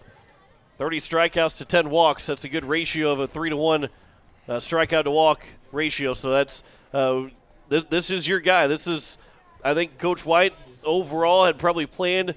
He probably didn't plan to have that big of a lead, but now as the game gets closer, this is your guy that you want on the mound against Post 22. Yeah, and this is going to be a power matchup. I mean, you have Lincoln Keenholz who has a very good fastball. I mean, that's his number 1 pitch, and when he's effective, he can pair that with an off-speed pitch. But you're going to see him go to that fastball more times than not. And again, against a very good a Post 22 club that has traditionally been a very good fastball hitting team. So here's the first pitch from Keenholz to Klosterman. Swing and a miss. As the Keenholz going right after Klosterman. He's 1 for 1 so far. 3 runs driven in. And a 2 RBI double back in the 3rd. He walked in a run back in the top of the 5th. As here is now the 0-1 pitch. That one is now 0-2. That's a pinch hitter. That's Jacob Solano, number 11 for the Hardhats. Really, Solano hitting for Klosterman. Maybe that thumb being a little bit more dangerous or not feeling as good. So the count is now 0-2 as that one's fouled back. So Solano is hitting for Klosterman. In a big spot here. 0-2, 2 outs here in the top of the 6th. Keenholz will come set. 0-2 pitch. Swing and a miss. And Keenholz will send down Solano on strikes to retire the side. Not before 3 runs, though, come in to score, and it's a 9-6 lead as we head to the bottom of the sixth. Post State leading Rapid City Post 22. Listen to Post State Baseball on today's KCCR and today's KCCR.com. Is finally here, and it's time to be on the lookout for one of South Dakota's most serious noxious weeds. This invader of roadside trees, pastures, and range is leafy spurge. This noxious weed infests over 300,000 acres. It's a perennial with a distinctive yellow-green color and stems that contain a milky sap. Roots can reach over 20 feet deep. There are several control options that producers can look at, including herbicide and biological control. If you have questions about leafy spurge, contact your local county weed and pest supervisor or the South Dakota Department of Agriculture. As long as you have a local cooperative, you'll never farm alone. At CHS Midwest Cooperative, our team is your team, ready to help you make the decisions that are vital to your operation. From the seed, plant health, and marketing the grain, to fuel to keep you running, the feed to supplement your herds, and the financing programs to make it all possible. We're here for you. Give CHS Midwest Cooperative a call today and let us show you the value of the co-op. Local, loyal, and trusted for generations. As we welcome you back here to the Two Heights Stadium, bottom of the sixth inning, a 9-6 lead for Post State. John Winkler alongside Greg Dean. And we'll give you the pitching lines for both Elliott Life and Matt Hansen. For Life, he's in line for the win in this game. 4 1/3 innings pitched, 4 hits allowed, 3 runs, all of them earned, 6 walks, 8 strikeouts, 103 pitches on the night for Elliott Life, 52 of them for strikes, just over 50% of them for strikes to the 22 batters that he faced. For Matt Hansen, an inning and a third, 3 hits, 3 runs, none of them earned, 1 walk, 1 strikeout, 29 pitches, 16 for strikes. After those first 6 or 7 pitches that Hansen threw were balls, and then he recovered nicely and dialed in nicely after that. 29 pitches, 16 for strikes, 9 batters faced for Matt Hansen. Here's McGuire Raskin lead off the bottom of the sixth. The 0-1 pitch is fouled off the netting and will go in front of the Rapid City Post 22 dugout. I think they might have got a heads-up call from Coach Brian White because they all kind of ducked and moved around a little bit. Here's now the 0-2 pitch from Atkinson to McGuire Raskin. That one's a ground ball. It's up the middle to the second baseman, Marsh. The throw on the run is in time, and the leadoff man retired here in the bottom of the sixth. To bring up Bennett Dean, it'll be followed by Spencer Lettler. Yeah, Marsh really playing Rasky to pull actually on the outfield grass. Had to come in a long way and made the throw on the run and again just made a nice athletic play to retire Rasky at first base. Here's Bennett Dean, first pitch to him. That one will miss low, and it's taken for ball 1. With Atkinson on the mound, one of the a true dad joke that I heard too. That was a couple of years ago. Still guy in the league in the NHL, so that one's missed. It's 2-0. Cam Atkinson. He scored a goal. They went to intermission on the broadcast, TV broadcast, and the analyst there said he had the Atkinson diet in the first period. It's just now 3-0 to Bennett Dean.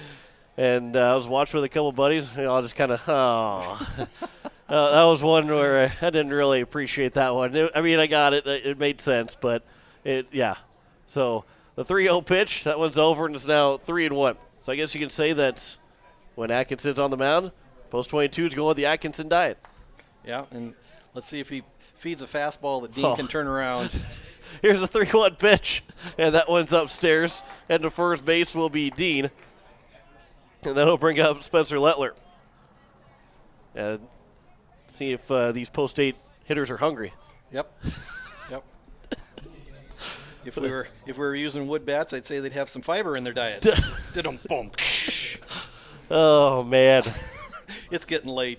We're here all week, ladies and gentlemen. Please tip your waiters and waitresses. That's right. Just behold the feast that you have in front of you. Here's the first pitch to Spencer Lettler. He'll foul that one out of play. Try to find other food puns to go with that. I guess maybe I see your phone's lighting up. I think we're getting heckled from afar. Nobody heckled me yet. Nobody has. Maybe they're all laughing at it. Maybe they're enjoying it. Here's the 0-1 pitch. That one misses, and it's now 1-1. If you are, we appreciate you enjoying our horrible takes at jokes. I would guess that probably Kai and Jenny Weingart are listening tonight, and knowing Kai's sense of humor, we probably might have got a chuckle out of that one. 1-1 pitch is outside, and it's now 2-1. Kai and Jenny both. I think a lot of people probably, and I appreciate that they would chuckle at that. A lot of people probably chuckle and say, "What a bunch of Looney Tunes." To put it nicely, here's the 2-1 pitch. And Lettler will swing and miss. It is now 2-2. Or the term that the Dean boys use from time to time, the boneheads. Oh man, here's a 2-2 pitch. This is turning into a pretty late night here, almost 10 o'clock. 2-2 is outside, and it's now 3-2. Got here about 12:30 this afternoon. A long day at the ballpark, but wouldn't trade it for the world. Like to see Spencer Lettler put one in the gap right here and give Post State a little breathing room going into the 7th. Here's a 3-2 pitch. That one's upstairs, and it's a one-out walk, so now first and second with one down, and that'll bring up Brady Getz. Matt Hansen, will come to the plate because he came into pitch and also then went to the field, so he gets his spot in the batting order. And Hansen will look for a base hit. He went 1 for 2 in that game against Renner. Here's the first pitch. Misses low for ball 1. But I think it was Mandan. Was it Mandan last year? We were in. We had a kind of a late start, but also we had the first game go to 9 or 10 innings, and then had that doubleheader. So we got done probably about 10:30, almost 11 o'clock. That was grounded to the third base bag. Putting the glove on the bag is the third baseman, Henny. A good, smart play there by Henny, but the only play is at third base. So it's a fielder's choice, and there's now 2 down as Dean is retired. Yeah, if Henny doesn't glove that ball, that squirts into left field, scores a run. But a nice play, not only to glove the ball, but then have the presence of mind to reach over and tag the bag with the glove. And so Henny, nice job there, saved at least 1 run. So now here's Isaac Pollock with first and second and 2 away. Here's the first pitch from Atkinson. That one is taken on the inside edge at the letters, and it's 0-1 here to Pollock, who is 1 for 3 with 2 RBIs. A 2 RBI single back in the third inning, part of that 5-run inning for Pierre. And then he's been a ground-out victim the other 2 times to the left side, as Atkinson will step off the rubber. I guess I can't say the plate because it's actually a home plate. He's going to step away from the plate. Here's the 0-1 pitch. That one comes inside, and it's now 1-1. Good speed on the base paths, both in Lettler and Hansen. So if Pollock can put something into the outfield grass with 2 outs, Lettler likely will score. If he can get one in the gap, Hansen probably scores as well. Counts 1-1, 2 away here in the bottom of the 6th. Post State leads 9-6. 1-1 pitch. That one is just above the letters, and it's now 2-1. A base hit would score Lettler at second with 2 away. Hansen over at first, and as Greg said, good speed between those 2 guys. Pollock can find a gap or down a line somewhere. He could score both of them. That pitch is upstairs, and it's now 3-1. Jaden Wiebe waits on deck. You just need to find a way, for Pollock, you either need to find a way on or put something in the outfield grass. I mean, just extend this inning and keep the pressure on the post-22 defense. Here's the 3-1 pitch. Swing and a miss, and it's now 3-2. With 3-2, runners first and second, 2 out, full count. Runners will be off with the pitch and get an extended head start, and we'll see if maybe that certainly helps. Lettler probably scores on a base hit anyway, but it certainly would help Matt Hansen. 3-2 pitch. Looked out for strike 3. Pollock couldn't pull the trigger, and that will retire the side here in the bottom of the 6th. No run score on no hits in the inning, no errors, and 2 men left on base. We head to the 7th. Post State has a 9-6 lead over Post 22. You're listening to Post State Baseball on today's KCCR and today's KCCR.com. Service Master of Pierre. It's no secret we clean carpets professionally, but not many people know we clean furniture, kitchens, bathrooms, walls, floors, and windows. We also do fire and water restoration, plus construction cleanups. There's nothing we can't clean. Give Service Master a call at 224-9919. Service Master. The clean you expect, the service you deserve. Service Master, 224-9919. At Shane's Pharmacy, your healthcare is important, and Shane wants to be the pharmacist to take care of you. Shane's Pharmacy will make sure your prescriptions are filled in a timely manner. They'll answer your questions, and they'll even deliver to your home or office. Call 223-9200. Shane's Pharmacy is the pharmacy you know and trust. That number again is 223-9200. Shane's Pharmacy in Fort Pierre. Proud to support high school athletics. Top of the 7th inning, as it will be for Rapid City Post 22. It will be 6, 7, and 8. Luke Jagris, Hayden Holick, and Dylan Marsh. And they will deal with Lincoln Keenholz. I think this actually is a save situation now for Keenholz as he came into the game with the tying run at the plate. So we'll see if he can close this game out with a 4-out save. First pitch is taken for strike one. Jagris 0 for 3 so far. Struck out swinging in his first 2 at-bats. Ground out victim in his last at-bat. There's a ground ball to the right side. It'll be fielded by Wiebe. Bobbles it. The throw to first is not in time. And the leadoff man is aboard to open up the top of the 7th on the first error committed in the ballgame by Pierre. And opens up the door now for Post 22. And they'll bring up Hayden Holick, who is 0 for 3. Struck out twice, but he's reached base twice. A fielder's choice, and the strikeout also got him to first base on a wild pitch. And if there's any team that is a master at taking advantage of opportunities, it's Post 22. We've seen them come from behind in the late innings multiple times over the years, and so you really did not want to see that error happen right there. Here's the 1-0 pitch. Upstairs, throw back to first and back in safely is going to be Jagris. So the count is now 2-0. Yeah, and you certainly don't want to amplify that error with a walk right here. So that's you need Keenholz to come back and find the strike zone at 2-0.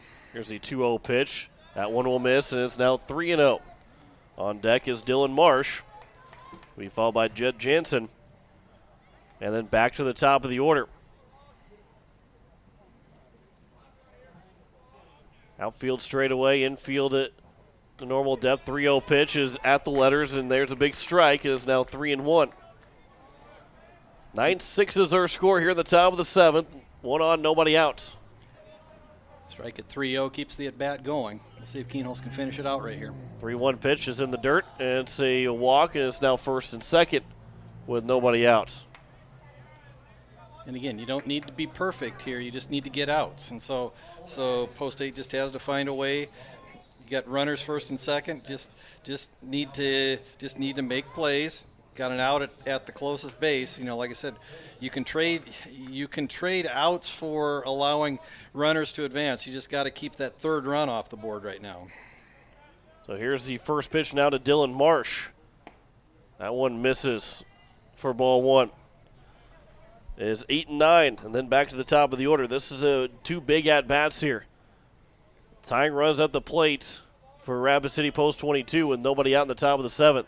Here's the 1-0 pitch. Showing bunt, pulling it back, and missing for ball 2 is Keenholz. I would see a mound visit from Coach Brian White if Marsh is able to reach base. Try and settle this rising junior pitcher down. Here's a 2-0 pitch. There's a big swing and a miss, and it's now 2-1. Yeah, it's a nice little boost of confidence there to come back from 2-0, get a swing and a miss at 2-0. Hopefully now just need to dial in the rest of this at bat. Here's now the 2-1 pitch. That one will bounce in. A good block by Hinkle, and the count's now 3-1. Think about who else would come into pitch. Bennett Dean threw a little bit in game number 1. Maybe think about going back to him. But between everybody else, he might be your go-to option because of the pressure that he's been on the spring. 3-1 pitch is missed, and the bases are now loaded with nobody out.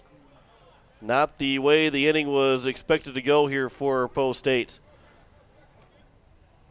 And that'll bring up the number 9 hitter, Jet Jansen.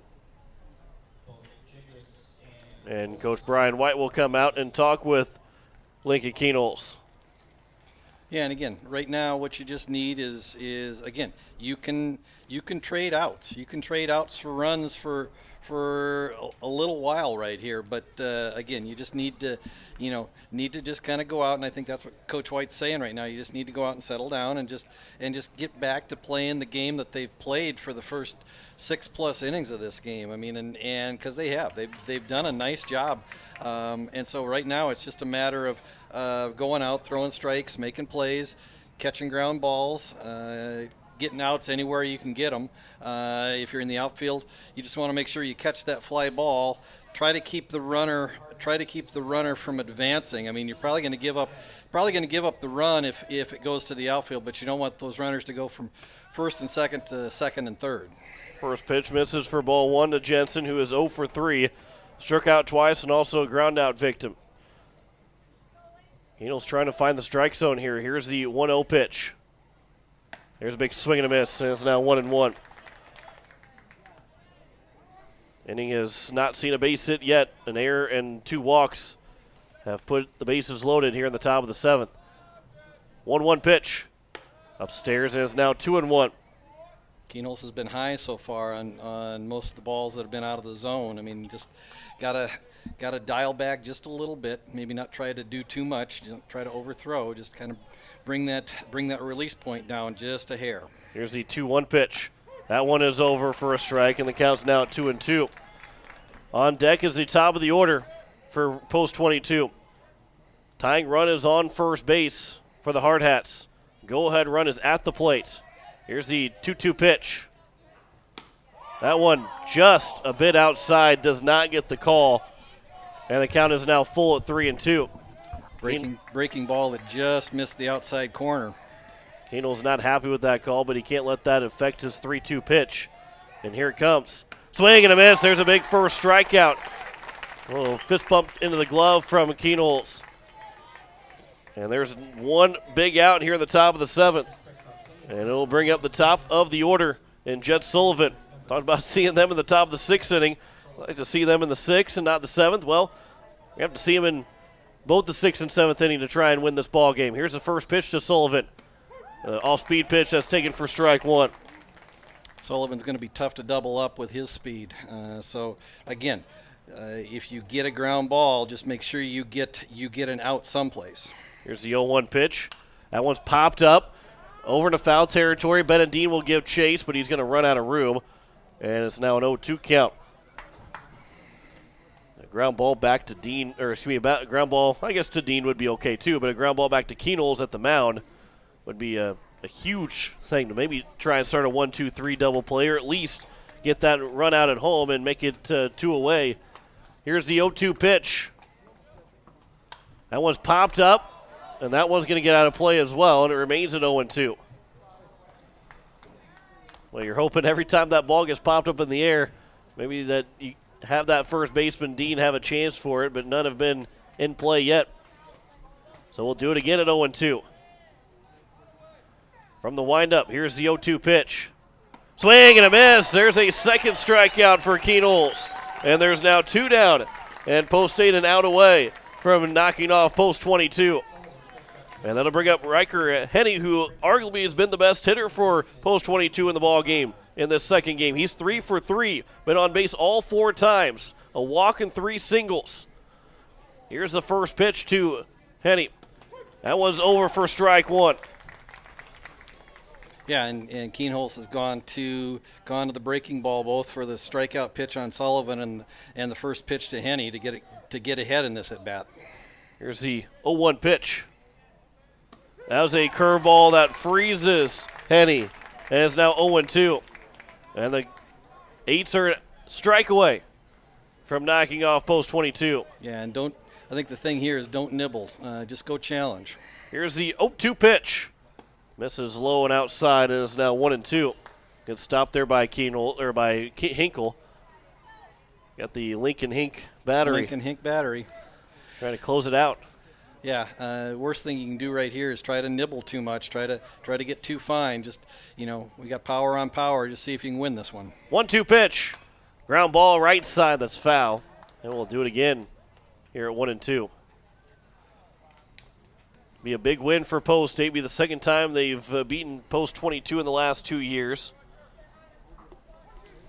Doesn't happen very often. Knocking off a Post 22 team. Here's the 1-2 pitch. Upstairs, and it's now 2-2. Good battle here between Henny and Keenholz. Change up that just stayed up out of the zone. Keenholz may have tried to get Henny to chase something up and out of the zone. Here's the 2-2 pitch. Swing and a miss, and Keenholz will strike out the next 3 guys in order, and Post State will beat Rapid City Post 22 9-6, and split the split the doubleheader today, or the 2 games here today in the triangular with Renner and Post 22 as they start the year at 1-1. 9-6 win for Post State. We step aside for 2 minutes and come back to wrap it up. You're listening to Post State Baseball here on today's KCCR and today's KCCR.com.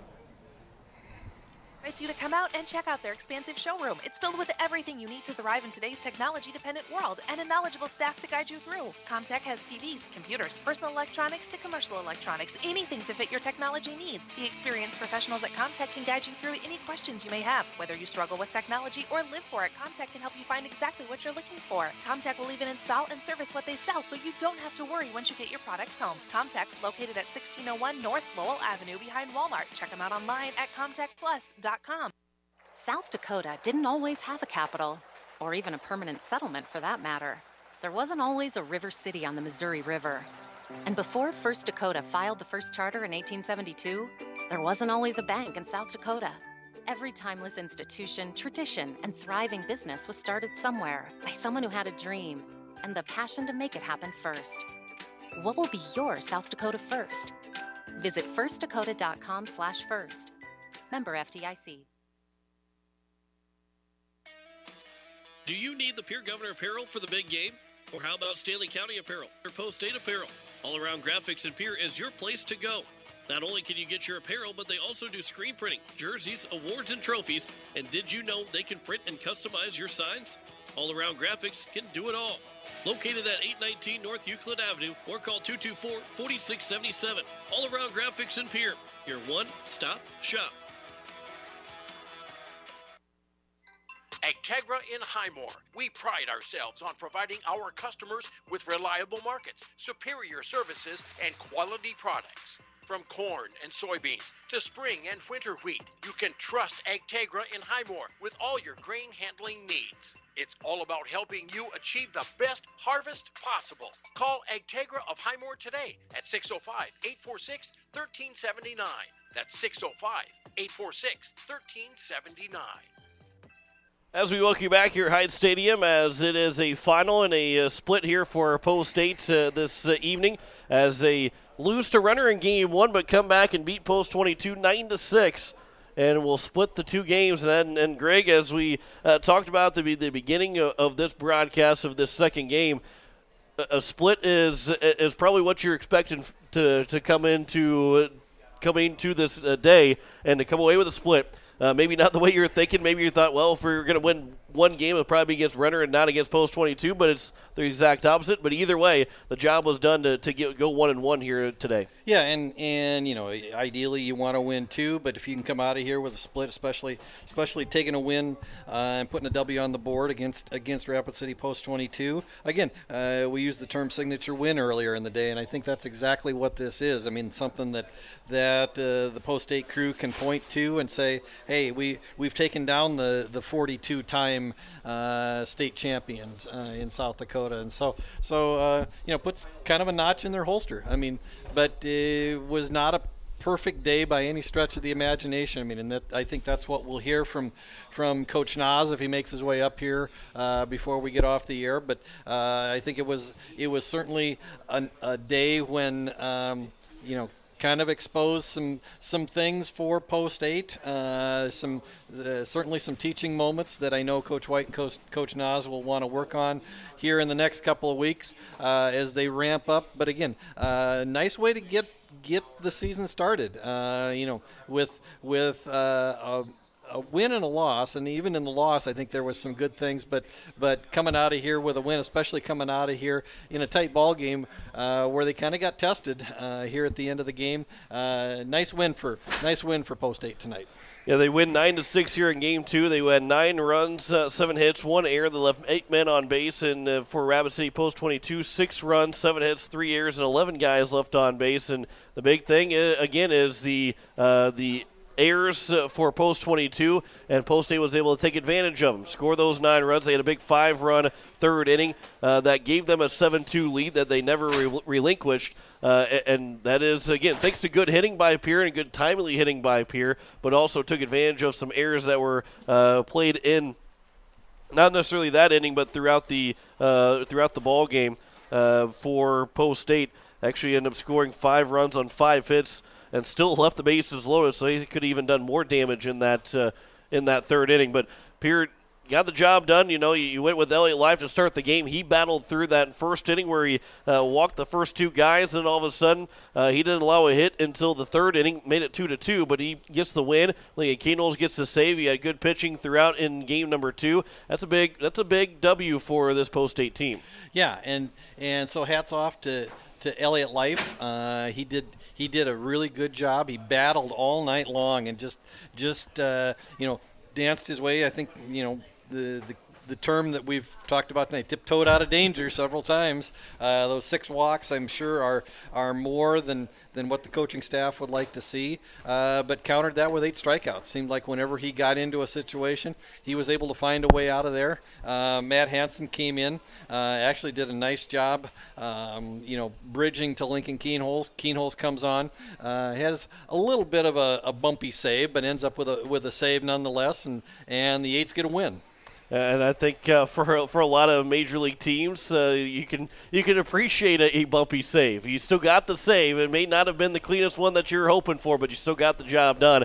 And that's exactly what happened with Post 8 here tonight to get that record to 1-1. That's again, Coach White, he mentioned that it wasn't necessarily about wins, but playing well and playing some great competition to start the season. But he's absolutely going to take this 1-1 record, especially beating Post 22. If you tell him about 2 weeks ago that said, hey, you're going to beat Post 22 in the first day of the season for you, he'd probably laugh at you and said, oh, okay, yeah, sure, we're going to beat those guys. They're always so good and one of the best teams in the state every single year. Sure, we'll beat them on our first day of games. Well, it happened here, and that's a good sign for things to come. We talked about if you go 0-2, you don't want to get too low being 0-2, but there's a big thing to build off of with the win against Post 22.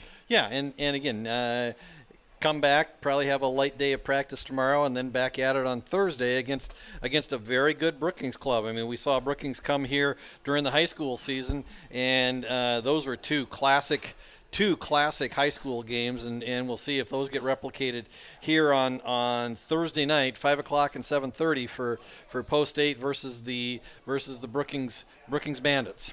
And we'll have that for you, just like we'll have all Post 8 games here on today's KCCR, KCCR.com, and available to watch on YouTube at KCCR Sports. You are listening to KCCR Pierre, a Riverfront broadcasting station, as that time of the ball game was around 2 hours and 30 minutes, but we ended up going to the 10 o'clock hour, and here we are as Post 8 goes 1-1. That's, hey, it's summertime, though. We enjoy being at the ballpark for a long time, and we enjoyed 2 good games played here today for Post 8. One they didn't get the win on. They lost 6-1 to Renner, but came back and went 9-6 here in that second game to split that 2-game set. And it is a 1-1 record for Post 8 heading into Thursday when they take on the Brookings Bandits. I'll wrap things up for us here this evening. For Greg Dean to my right, I'm John Wickler. We will see you on Thursday. We will have a pregame starting around 4:40 as they take on the Brookings Bandits. We'll post 8 as final scores, once again, a 6-1 loss for Pierre in game number 1, but they come back and win game 2 against Rapid City Post 22, 9-6, as we say so long from Hyde Stadium. You've been listening to Post 8 Baseball on today's KCCR and today's KCCR.com. Post 8 Baseball is brought to you by Evermore Boutique, Wagner Auto, Owyhee Federal Credit Union, Service Master, Rising Hope Counseling, Todd's Electric, Pierre Sports Center, AirTech, Gales Gas, Avera, Bank West, B&B Equipment, Overhead Door Company, Gateway Ford, Lincoln, and Toyota, Farting Electric, Olson Plumbing, Agtegra, All Around Graphics, First Dakota National Bank, Comtech, Shane's Pharmacy, Black Hills Federal Credit Union, Midwest Cooperative, South Dakota Weed and Pest, Nystrom Electric, Dakota Sprinkler, Lamb Motor, Kathy Sunshine Properties, Sioux Nation, Kruger Contracting, Home Care Services, and Fisher Rounds. Join us all season long for Post 8 Baseball on today's KCCR and today's KCCR.com. This has been a special presentation of Riverfront Broadcasting